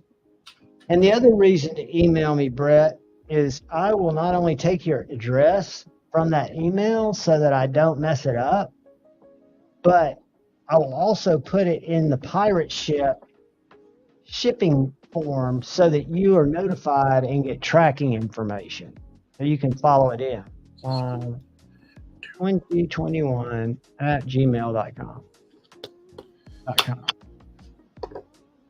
So my friend, Brother Brett, if you can shoot me an email at your convenience there, if you can send it to me tonight or early in the morning, I've got 3 packages in the mailbox now, and I try to get them out on Saturday. I just don't know if the mail's going to run. So we'll go from there. So what I'm going to do now, real quickly, is I'm going to pull up the member video. Then we're going to go back to Eowyn. Have y'all heard about Gypsy Rose Blanchard? What the hell? What? Do you know about Gypsy Rose? What's he got to do with? Gypsy Rose, her mother had Munchausen by proxy. You know what that is? Yeah, there's a video. There's a whole movie you can watch on this shit. A whole movie. Well, she was released from jail 2 weeks ago. And she got married while in jail. And so she's doing the podcast circuit now. She's got 35 million followers on TikTok. She's got a PR firm. And she's about to be in violation of her parole. She doesn't know it because she's out there saying, well, I'm not really a felon. I didn't kill anybody. Nick did. And the thing that's coming out now is Nick is autistic, you know? And they did a bunch of police interviews with him. And he said, I stabbed her 4 times. And they're like, are you sure?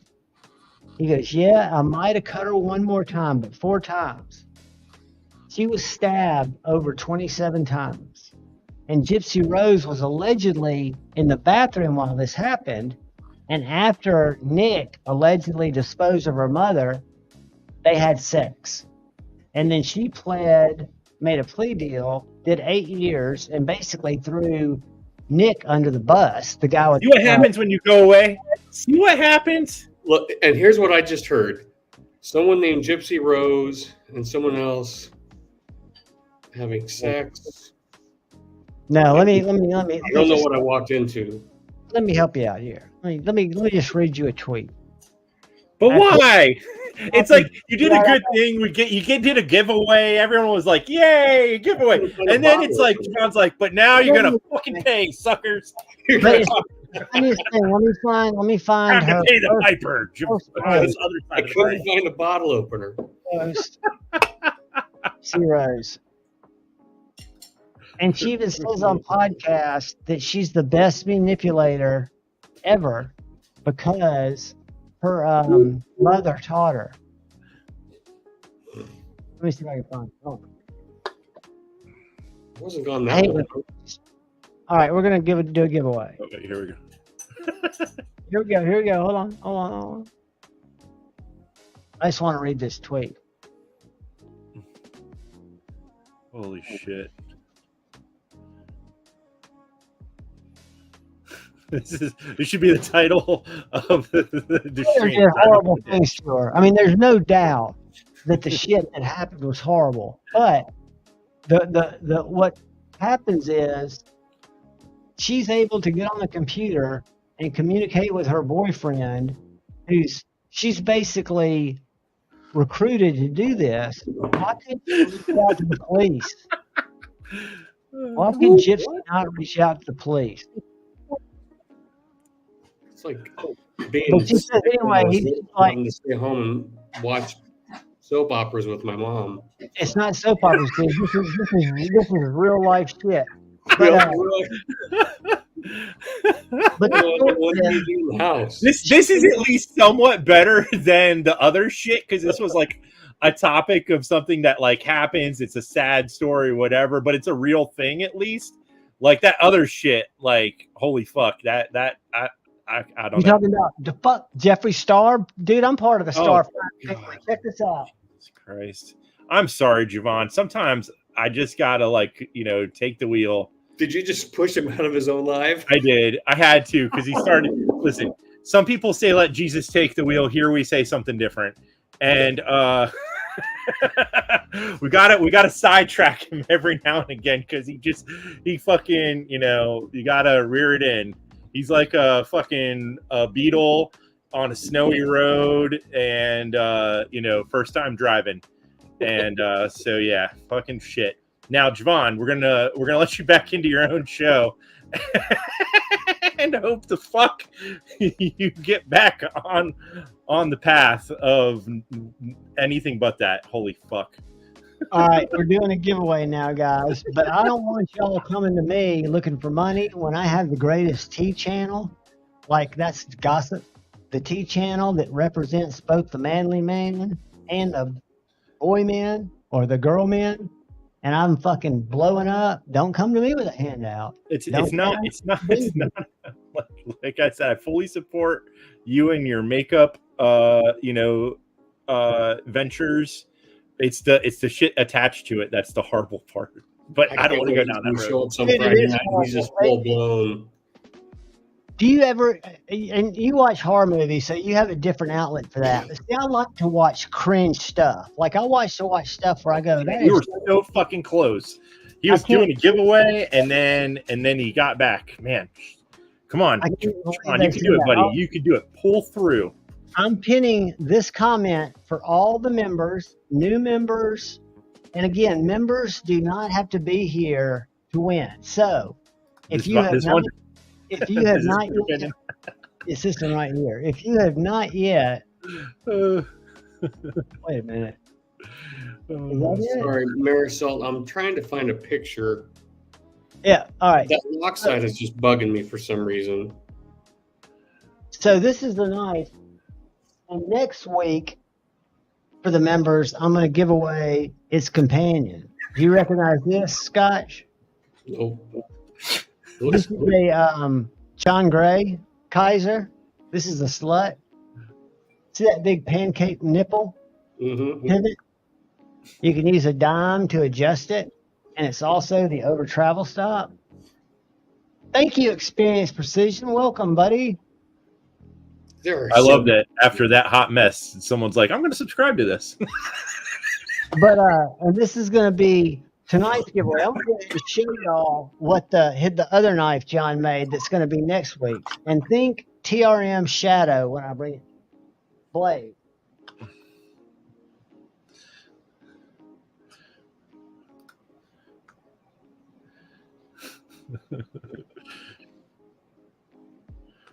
Now where'd he go? I don't know, but on all honesty, it's like I can breathe away from the mouse and like not have my finger over the button. These are long discontinued, and I've seen them for as much as $250. But check this Kaiser out. It's got external stop pins. It's got these. I don't know if you can see how that thumb stud is angled. It's not a full stud. Can you see that? How it's got like so. Whoops. Like the Kershaw Blur used to be. They turn into stops, but it's got like that. It slices like it too, but if you look at a Protect Shadow blade shape, and you look at the BP1, this other John Gray, it's got the big pancake nipple, but they're titanium S35. So you definitely want to sign up next week. I couldn't do both of these as one giveaway as a set because they're a little high, but they're both good knives even if they don't stay together. John Gray's a trip. If you ever get a chance to meet him, he is a white-headed, long-beard builder. He makes some amazing customs like all of them do. And when I talked to him about this knife, he was just dog cussing it. He was not a fan of the collaboration. But he's one of those custom builders or custom makers that is his way or the highway, right? And I can understand that.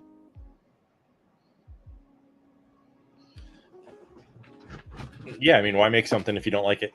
Well, I had a long talk with Jason today off the record, and he's really upset because he's having a client who's not real happy, and he's trying to figure out, he just wants to kind of read my guy because he doesn't think he'll ever really be able to make him happy because or like one of his little fixed blades that he makes. Yeah. And I've already said I'll buy the fixed blade because I love the way it looks. But yeah, that's just the way it goes sometimes. Get reground and stuff like that. And Jason called me. He said, "Dude, I would do it, but do you have any idea how long it will take me to go from a battle bar to a flat ground Warncliffe hand grounding it?"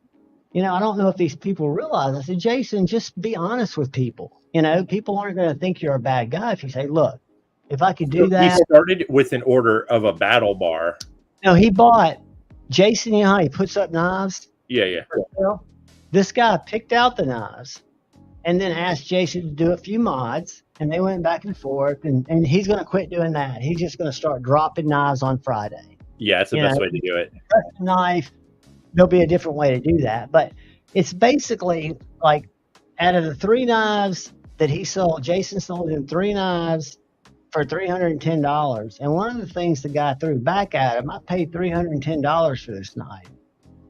And Jason's like, no, you paid $310 for 3 American-made knives that are all exactly like I sent you pictures of. And now you're wanting me to do something different.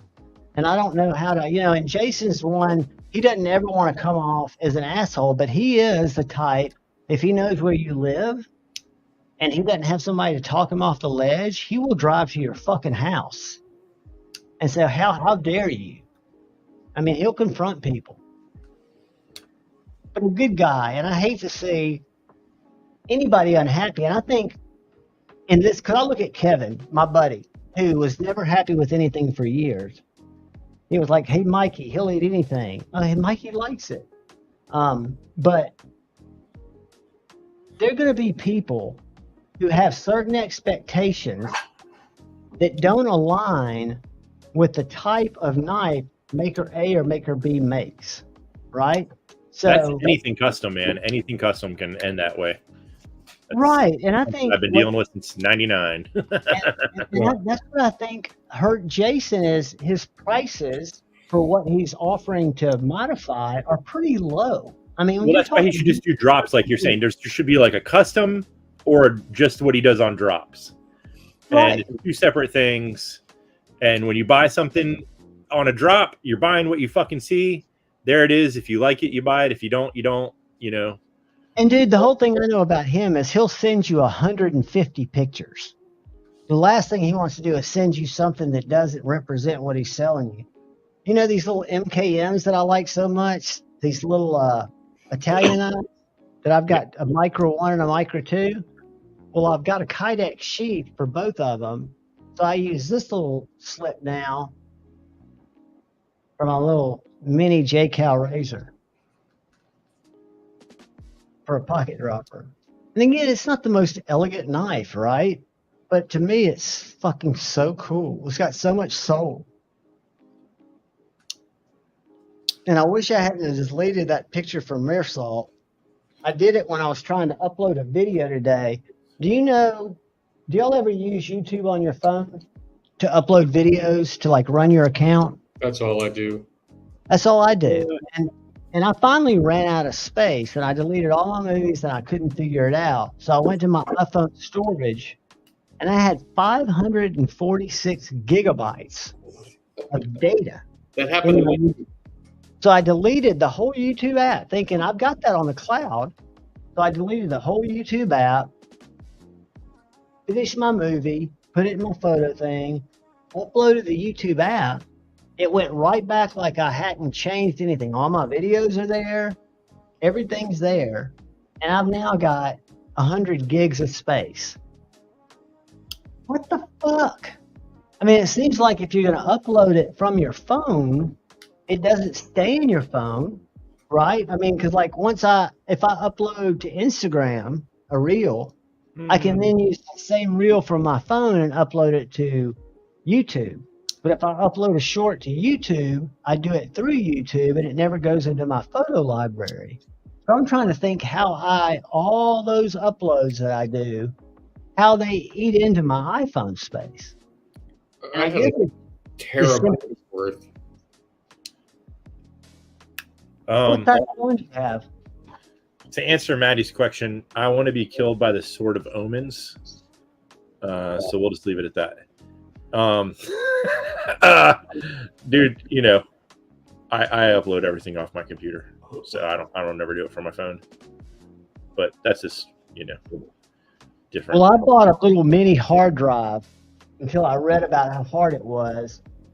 Because what I'm not sure about, you don't use Apples, right? I have a Mac computer. You use an Apple iPhone? No. Mm-hmm. What I'm curious about is when I back everything up in the cloud, and I bought the extra cloud storage, right? And it backs up all my photos. But when I go to delete photos or videos, it says this will delete it off all devices. And I say yes. Do those photos still stay in the cloud? Or when I delete them out of my photo library, are they also deleting them off the cloud? Because I've got some of my daughter's graduation and shit like that. We can call Mac tech support later if you want. No, I'm gonna Google it. Smart ass. Let's see. I'm just saying. These photos deleted.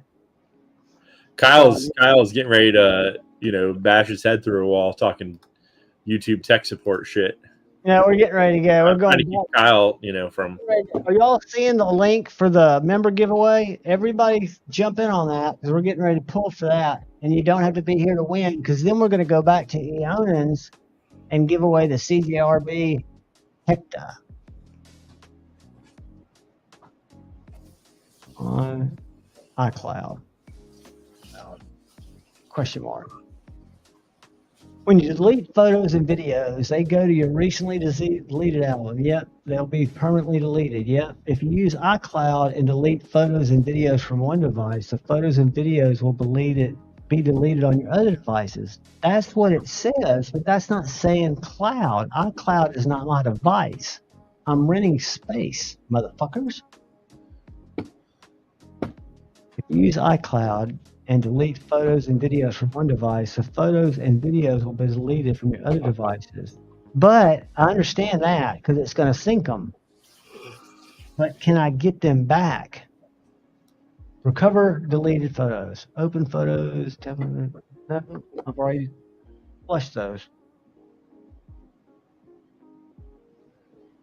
Who knows, right, kids? I mean, I'm getting sidetracked. The interwebs is tough. So, what I missed this week? What's new? I got no mail. I got nothing new. I've got a package coming from brother Lord Needham that I'm so stoked for. I thought it was going to come today.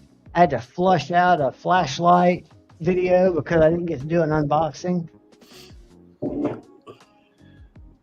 Somebody's just blowing up my text. I hope it's not my daughter.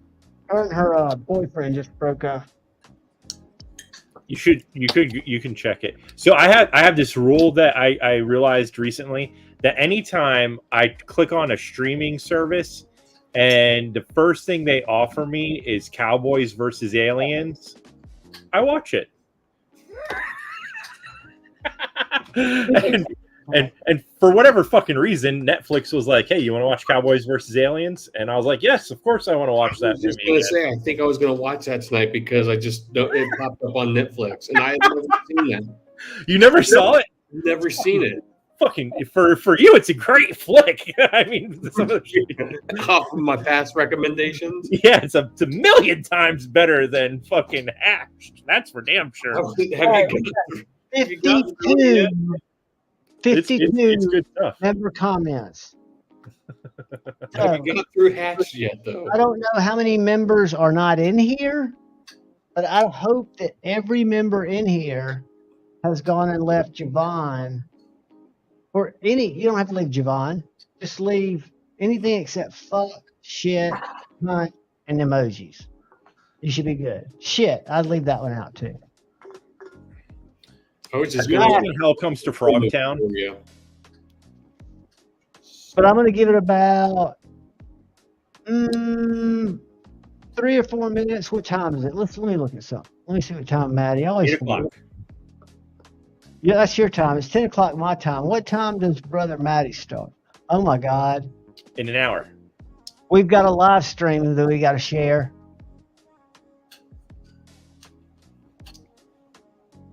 OMG. The fuck? That's one of my new makeup glam words. The fuck? And then I also like to say, hi, howdy, how are you? That's Jordy.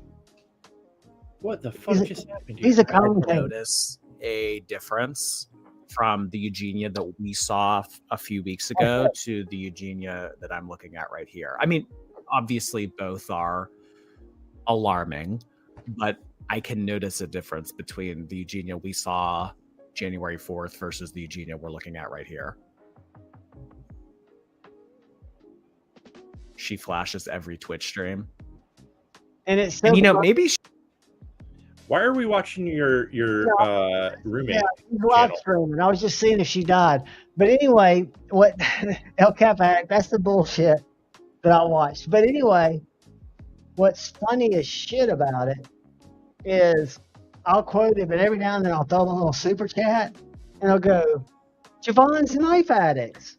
Thank you. And it's like all these ladies in there, that are watching, oh, Jordy, because he's like a real, he's a nice guy. Marshall.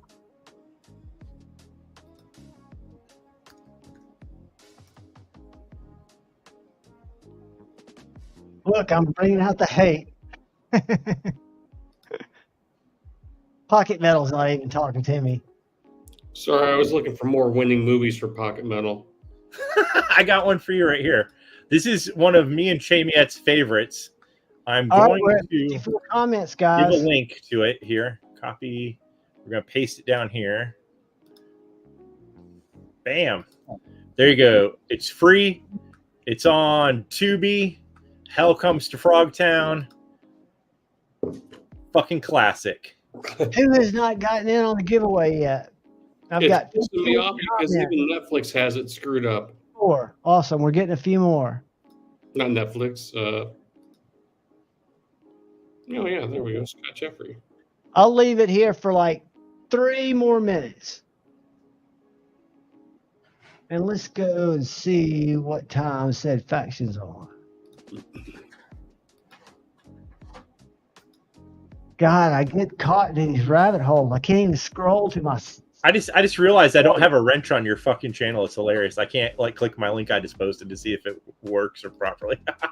Yeah, I'll send you I'll wrench you. Hold on a second. I should be able to wrench myself, I think.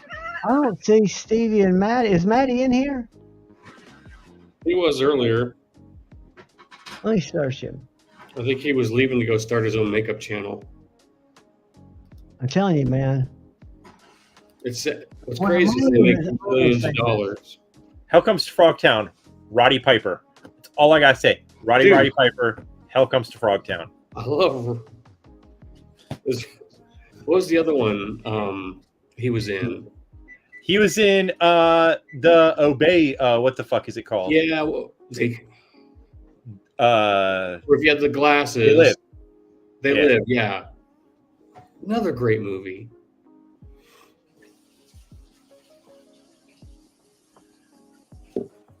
Right, so we are coming in at 23:15. I don't do military time.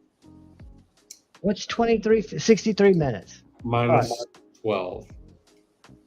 And I'm in, we'll make sure we get all our shit done. So we've got... What time are they going on? About 60 minutes, something like that, 50 minutes. But we can be late. Anybody? Comments. I just don't want to leave anybody out. Anybody scoring Strider drop today 5 door? No, because I'm not signed up, but I was on their page looking, and I was going to ask you about a couple of knives, and I know these are older knives. I need to learn about the grinds. I need to learn about the different knives that I'm looking at, because the prices are all over the board. So if I go to galleries, or I guess shops where I need to go, hold on. I can't look at the available knives because I don't have the...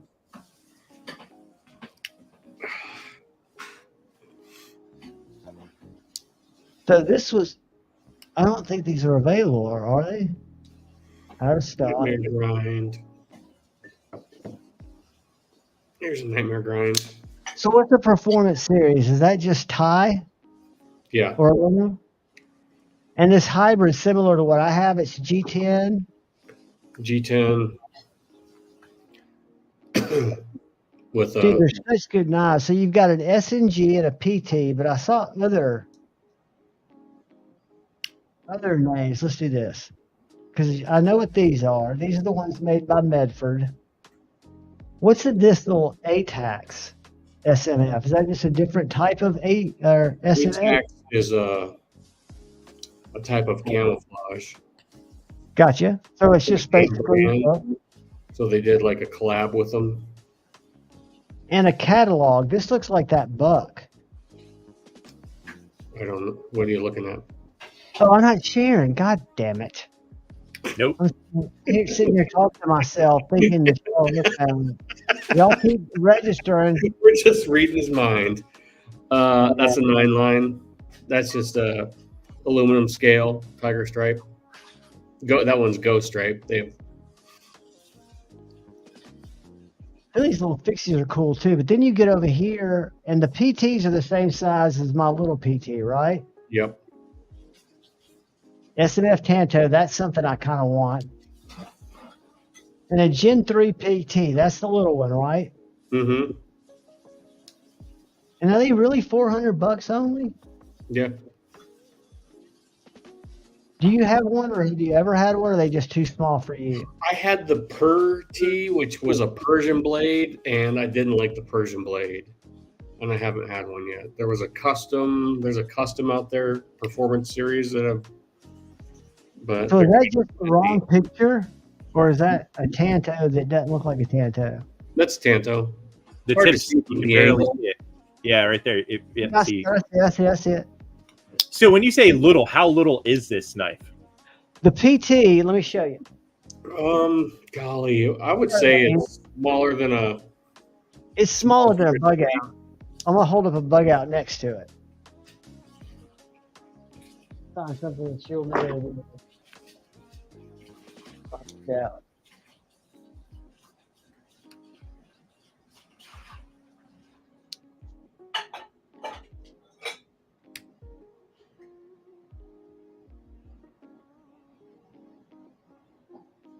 Oh wow, yeah, it is tiny. And then the SMG, which is the one that I traded all for, got the Strider from Scott. And then they have a bigger one, the SMF, which is the one like that Ethan Grow, I think, was sized after. SMF. SNG. I'm sitting here trying to hit the fucking frame off my Protect. I'm going, God damn, I've got it's so hard to like bounce back and forth between a regular person's hands and then Javon's hands. You're trying to get the frame lock on the Protect.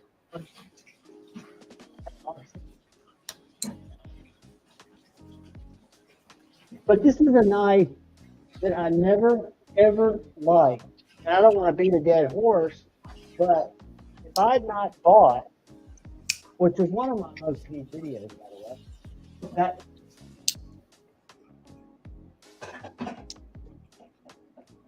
you put your microphone away. huh? Yeah, you can't hear because your microphone.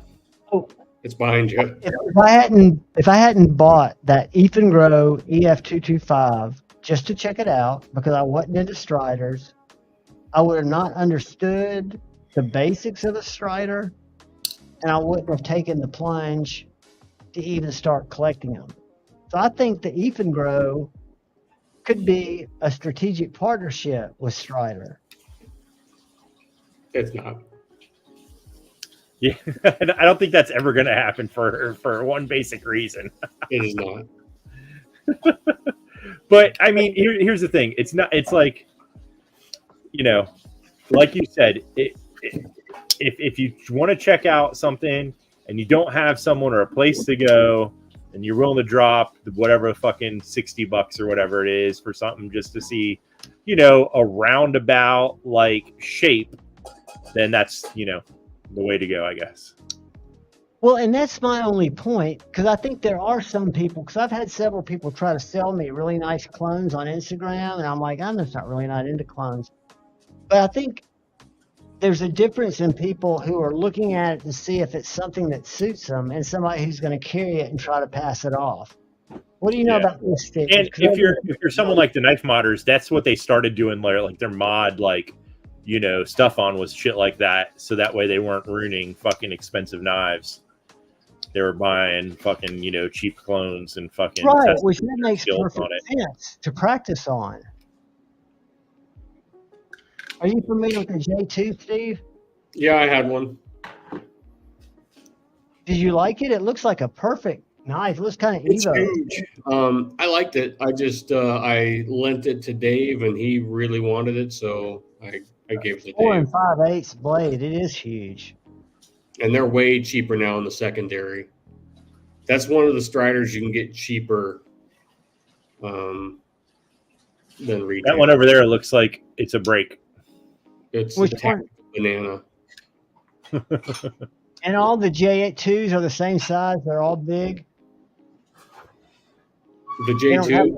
They don't have a littler version of that shape? No. Well, I mean, they have in the past. There's all sorts of. It's based off the Jibble. And then there's like the Sky Juice, which is roughly kind of around the same shape. And am I hallucinating, or are all three of these blades different? Yeah, right now they have the dagger, which you have. They call it the dagger grind. They have a 3/4 grind, a Tanto, and then all his custom stuff. They haven't done the full flat grind in years. I love that. I could care less about the Tiger Stripe, but I'd take it with a Tiger Stripe. I'm not a big Tiger Stripe guy. But I'll tell you somebody else who's looking for a Strider, and I dropped your name, but I don't know if he ever got square with you on the Medford, is Greg. Yeah, he did. What deal? Was he a pain in the ass about it, or was it all good? No, it went super smooth. Yeah, he made it sound like it was kind of an oversight, but I didn't know. But I said, yeah, don't buy one, because dude, you saved me what, $320? Probably about $100, $150, depending on. Well, the one I was looking at was considerably more. Oh yeah, the one you were going to buy, yeah. But yeah, I've become infatuated with them. So This looks like part of it for me is there's so many different varieties. Probably like maybe pocket metal with the GECs.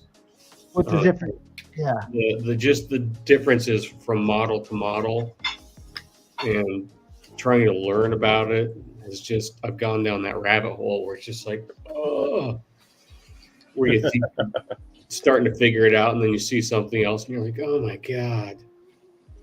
Well, I make the mistake of just late night looking at Arizona knives because I can never afford them, and I see a lot of his customs show up there that I know are secondary.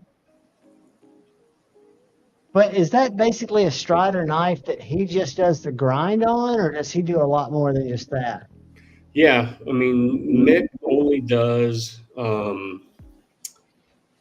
customs now. There's Strider. Like all the production stuff comes out of the Strider side, and that's his wife and Josh Lee, who has worked for Strider for forever. And then Mick just does his custom stuff. So in the past on Instagram, I've been tagging both Strider knives and Mick, but I just need to tag Strider knives until I get a. Because they post under both. Like, it's the same company, but Mick is really only involved in the custom side. So there's Mick Strider Customs, and then there's Strider Knives. And it's all the same company. 3/4 ground. Is that like a hollow? The 3/4 ground. It looks hollow, but I mean, that's like the same idea as a saber grind. Yeah. But I don't know if it's hollow or not. It just kind of has a shadow like a hollow would. I'm sending my A100 to Kyle Coonley to sharpen. Have you ever seen the grind on that? The chisel grind? It's a bevel chisel grind. It's like a Scandi chisel. So I'm addicted to this site, and I've been messaging a kid who's really trying to make it hard for me not to buy this Evo 2.0. How much was that, Lamia? It was $11.75. He's come $200 off of it. I usually go in and message people, but I've kind of quit because I'm an asshole. I'm trying to be better in 2024 and say, hey, man, that's really kind of out of line, especially when it's something like a EMP or a null. What's up, Ghost? Let's go to my messages, and I'll see what he said, because I told him and see, the reason I haven't bought it is because I've got Lord Needham on the line. Something that he's got. So this is the knife. It's a 2.0, but I was surprised the 2.0 is not that much smaller than a 3.0. The 2.0s are still holding their price from what I've seen. better than the 3.0s. I think you're right. And this one has the carbonized scale and the original tie scales and a Damascus clip, which I said I wished it didn't have because I know what that adds to it. But he said he'd let it go for 8, which I think is high. Do they vet these people? Like, what's keeping scammers off of this site? It's pretty interesting the way they do it. So there's a buyer and a seller protection.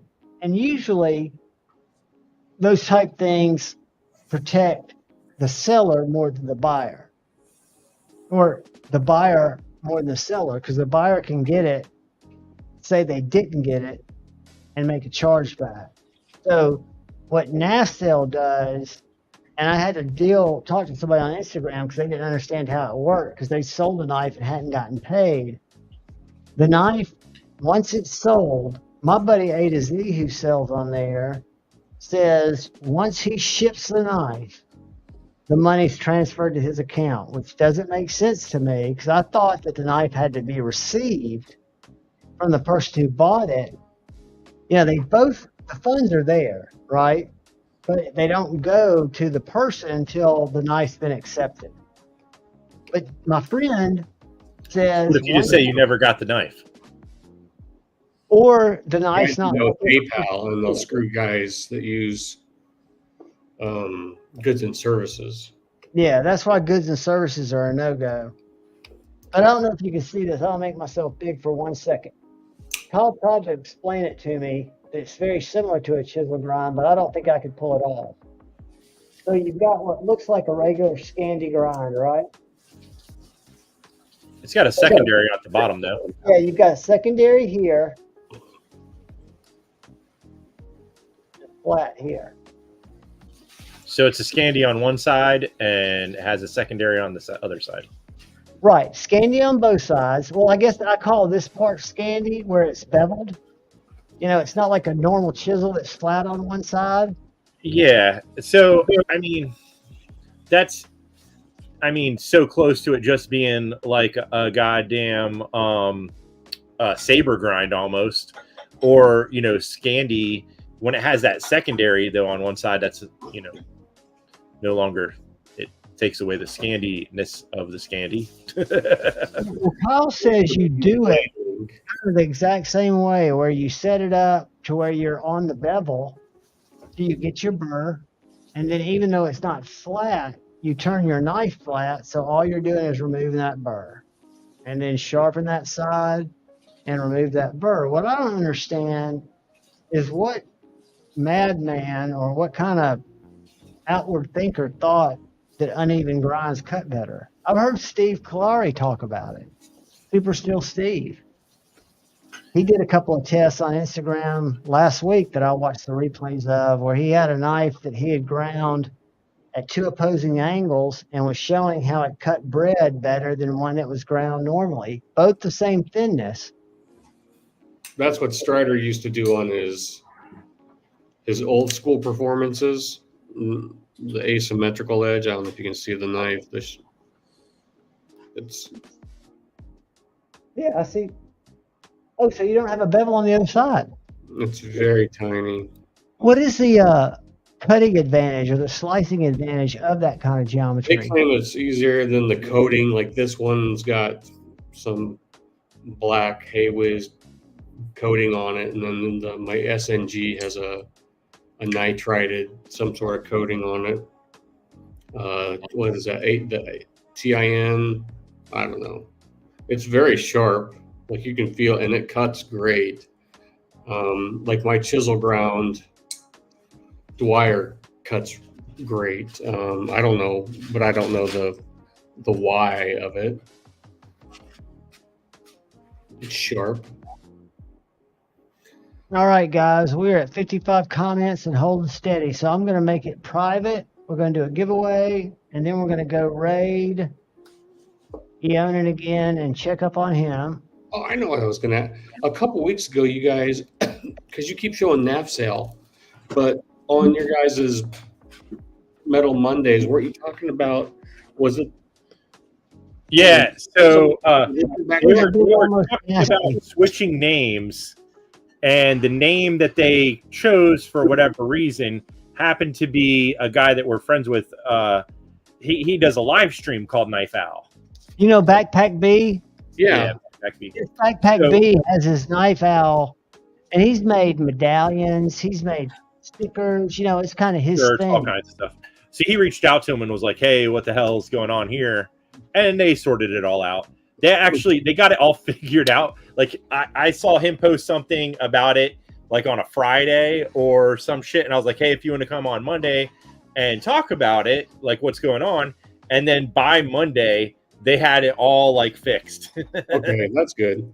So he still like went through like the what's in the mental gymnastics. I think that somebody was stealing his idea. Well, I get, and I think you guys were talking about too, like if you're a knife sales company, why would Knife Owl ever Knife your mind to go, that's where I'm going shopping? Yeah, it was the most ridiculous idea for a name. And also, we kind of hinted on the idea of the whole NAFs thing in and of itself is kind of funny considering there's a company called NAFs. Yeah. So whatever, but they figured it out. It's funny because it makes you invisible to Google. It's like suicide for being found on the internet. There's so many things wrong with that. And when I've talked to Eric, which has only been twice, he strikes me as a guy who's nice, who wants to be in the community and wants to provide a service. But I don't think he has a lot of friends in the community, and I don't think he's that active in the community, if that makes sense. The owner. He comes in. Well, I think he just runs another business too, and he's just trying to, figure it out. Where in the fuck is my video that I need to make private so I can draw from it?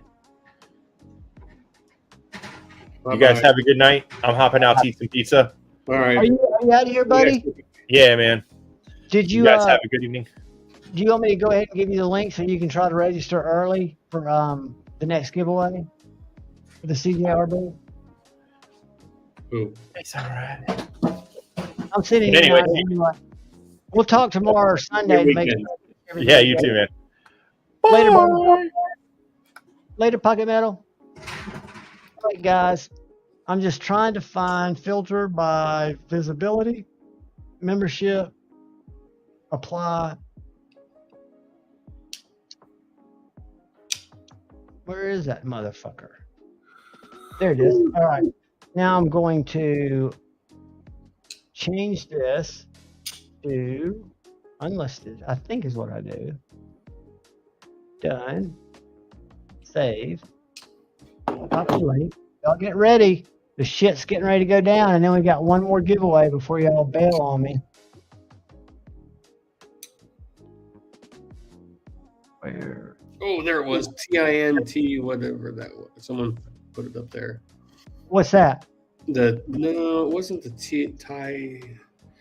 I have it right here, I think. Hold on.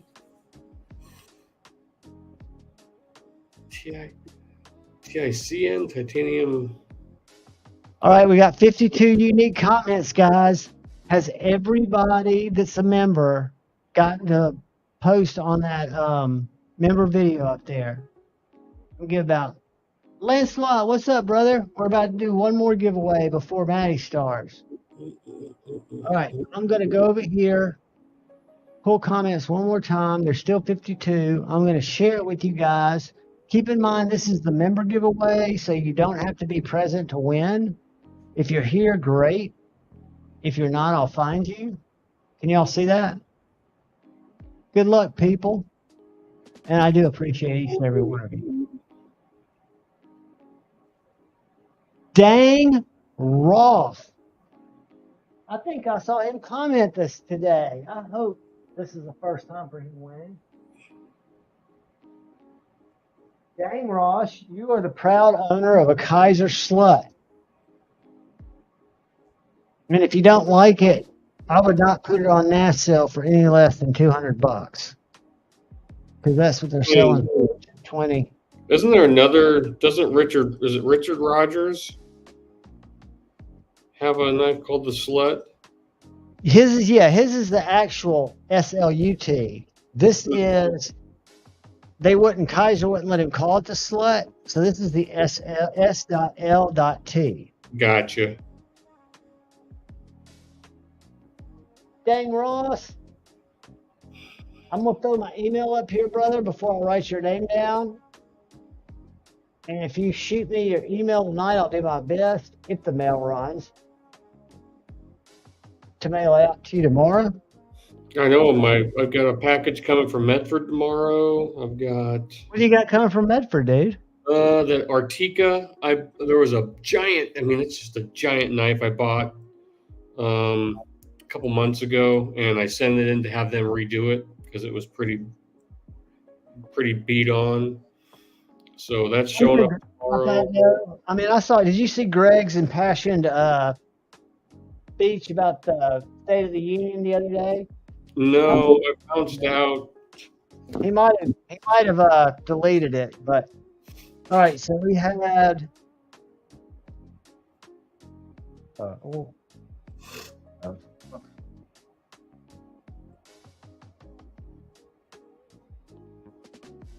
Brett Ingram was first, and then we've got Dang Ross was the member. Kaiser. And y'all get swag with this too. And so now what we're going to do is we're going to go check on the Owen because we're running out of time.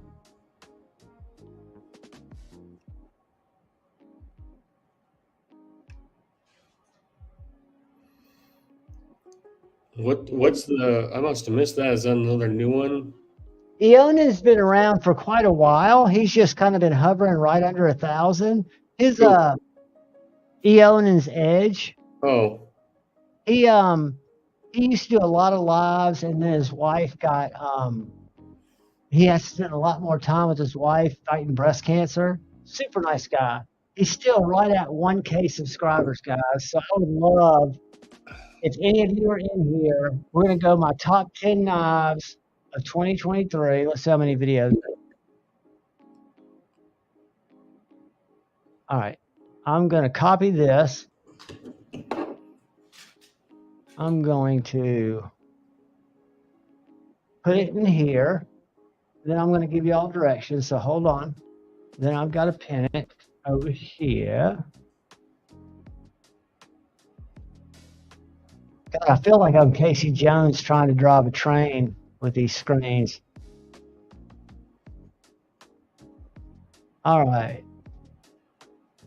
Pretty Fly, did you throw up somebody that you wanted? We got Bees up there. We got, who is that? Knight's Edge. Y'all share links. I never gave Pocket Metal a wrench. God damn it. And I don't see my link to pin. Double damn it. It's called the one next week, and look it up because it's a super cool knife. It is called the G.P.B.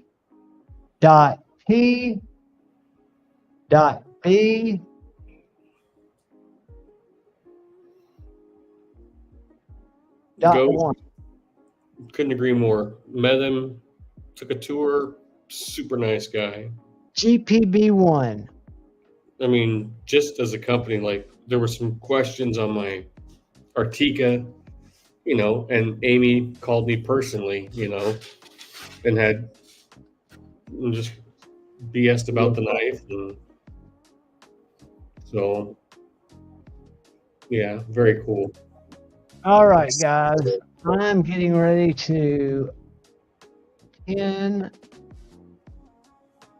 this video. Make sure I replace the right pin message.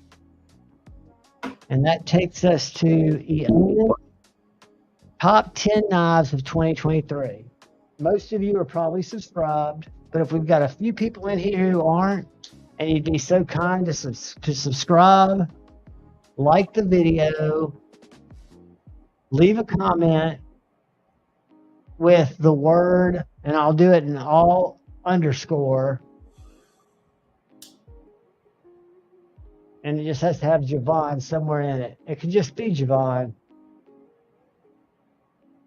Says hi. And if I happen to win, I will donate it. Oh, All right. I'll have to bounce pretty soon. Tired. So we're almost done. We got 45 up there. So now all our friends can say is, ain't it a shame? The typical city involved in your typical daydream. Hang it up and see what tomorrow brings. I heard that song probably 34 times live. I probably heard that song more than any other live. Trucking, they wore that motherfucker out. So, do you guys have the link? Right now we are at on Eonins.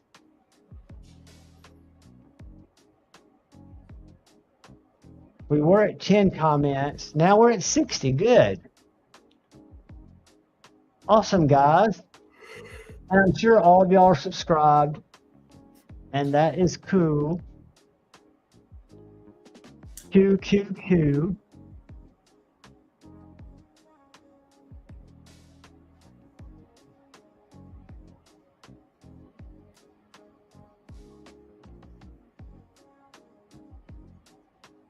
And hopefully, are any of y'all in here new that have come by lately that have not had a chance to subscribe to Brother Eonan's Edge?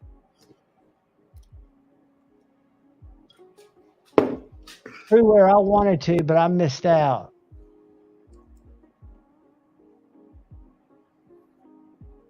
All right, guys. Feel free to leave a comment. I'm getting ready to go up and check it one more time. Actually, this one doesn't have to be checked one more time. This one we can just go this, like this, copy. And we'll see how many uniques we've got once we put in our Javon.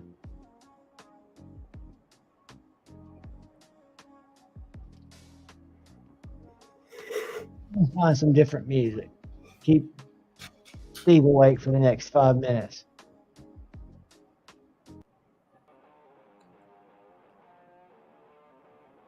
All right, here we go.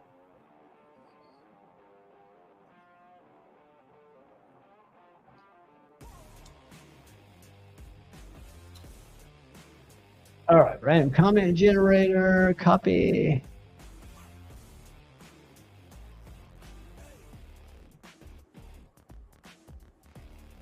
And we're going to do filter duplicates.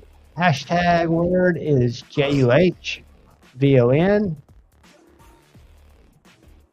And we've got 35 unique comments with 74 people in here. And guys, this one, I've got the box. This knife is brand new. It came in last week. I carried it, cut paper with it, reviewed it, and knew I was going to give it away this week or next week. So jump up there and drop a Javon, because I'm going to give it about 3 minutes. And I'll go ahead and I'll put my email address in there because I feel confident that you kids are here.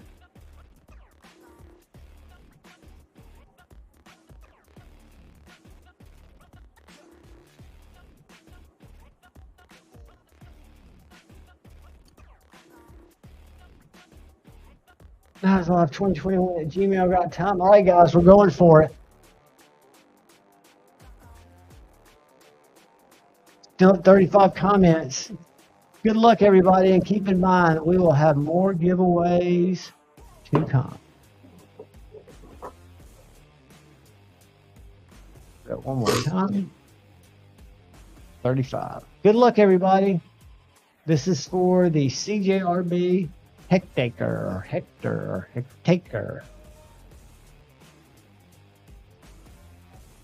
We have got Brother Leland, the main man, Phil, 4408. Are you in here, buddy? If not, I'll find you. Because we know Leland. Leland, you in here, buddy? Congratulations. Leland might have fallen asleep, or he ran back over to B's. All right, so we got Leland, Phil. I think I've got his address. Leland, Phil. What's that say? 4408? Or 8, and that is the CJRB Hectaker.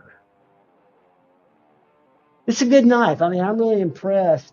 Not impressed enough to buy a raccoon with the Axis lock. I saw that come out. So I don't really like Axis lock. But the little CZRB does good. All right, do we have Leland in here? Nope. There he is. Making waffles. Leland, I think you got my email, but I'm dropping it in here.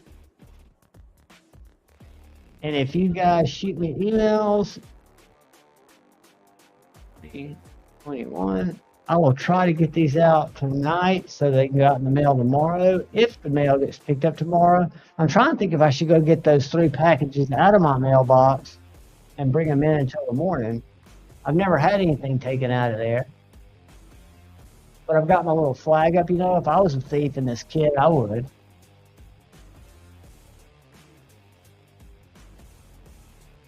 Guys, I appreciate each and every one of y'all coming out. I love it when Scotch can stop by and share his knowledge. And Brother Pocket Metal's awesome. Dane Ross, congratulations, buddy, and thank you so much, man. Yeah, shoot me the email, buddy. I'll get everything bagged up. I got my bags in. The only thing, I take that back. Because I use Scotch tape to tape my envelopes, which they have sticky on them. I can do that. Or tomorrow, I've got my rolls of packing tape coming in, which is what I always use. So if you don't mind me going out Monday, they'll be more secure. Chef Rocky! What's up, brother? You getting ready to go over to Maddie's, man? Me? Oh, you said you were tired, right? I think I'm gonna hit the. Yeah, I've done absolutely nothing this week but move snow. Dude, I mean, I can't imagine that. I watched 4 people today up in my dad's neighborhood do it, and I was just waiting for somebody to fall. I slept 1 hour and 35 minutes in the last 30 hours. Jesus. You see that? What? Let me share it again. So this was I was just checking my mic, and this was at 4:30 this morning. It went till 6. Whoops. Where did I put that motherfucker?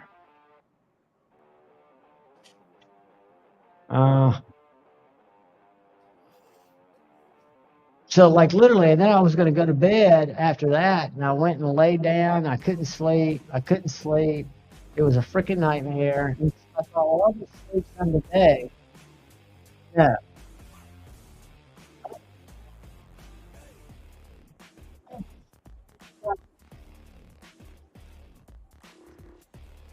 $16 ago. I mean, this is like at 4 o'clock. I don't even know I went live just to try to get my mic working.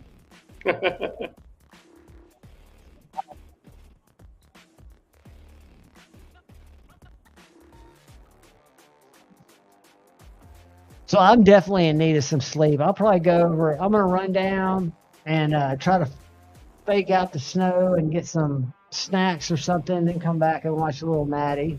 Cheeto, what's up, brother? Guys, y'all have a fantastic night. Fantastic day tomorrow. I hope to see some of you guys over at Maddie's. And Steve, you got anything to share with these lovely people? No, I don't think so. I don't think I'll be able to join next week. I might go to bed early because we're flying out early to Phoenix and to see Dave. For pleasure. Yeah, we're flying out Saturday morning, and then so Saturday afternoon, evening. Tomorrow? No, next week.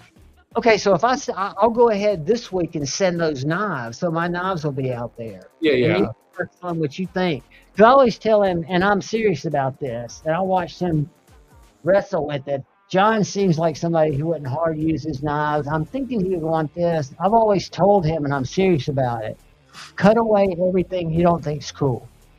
Yeah. Or cut away nothing. I have no preference. I'm not going to say, fuck, Satu really screwed my knife up. That's not it. Just reassuring that, like I told him, sit on it as long as you want. If you won't let me pay you, let me pay shipping.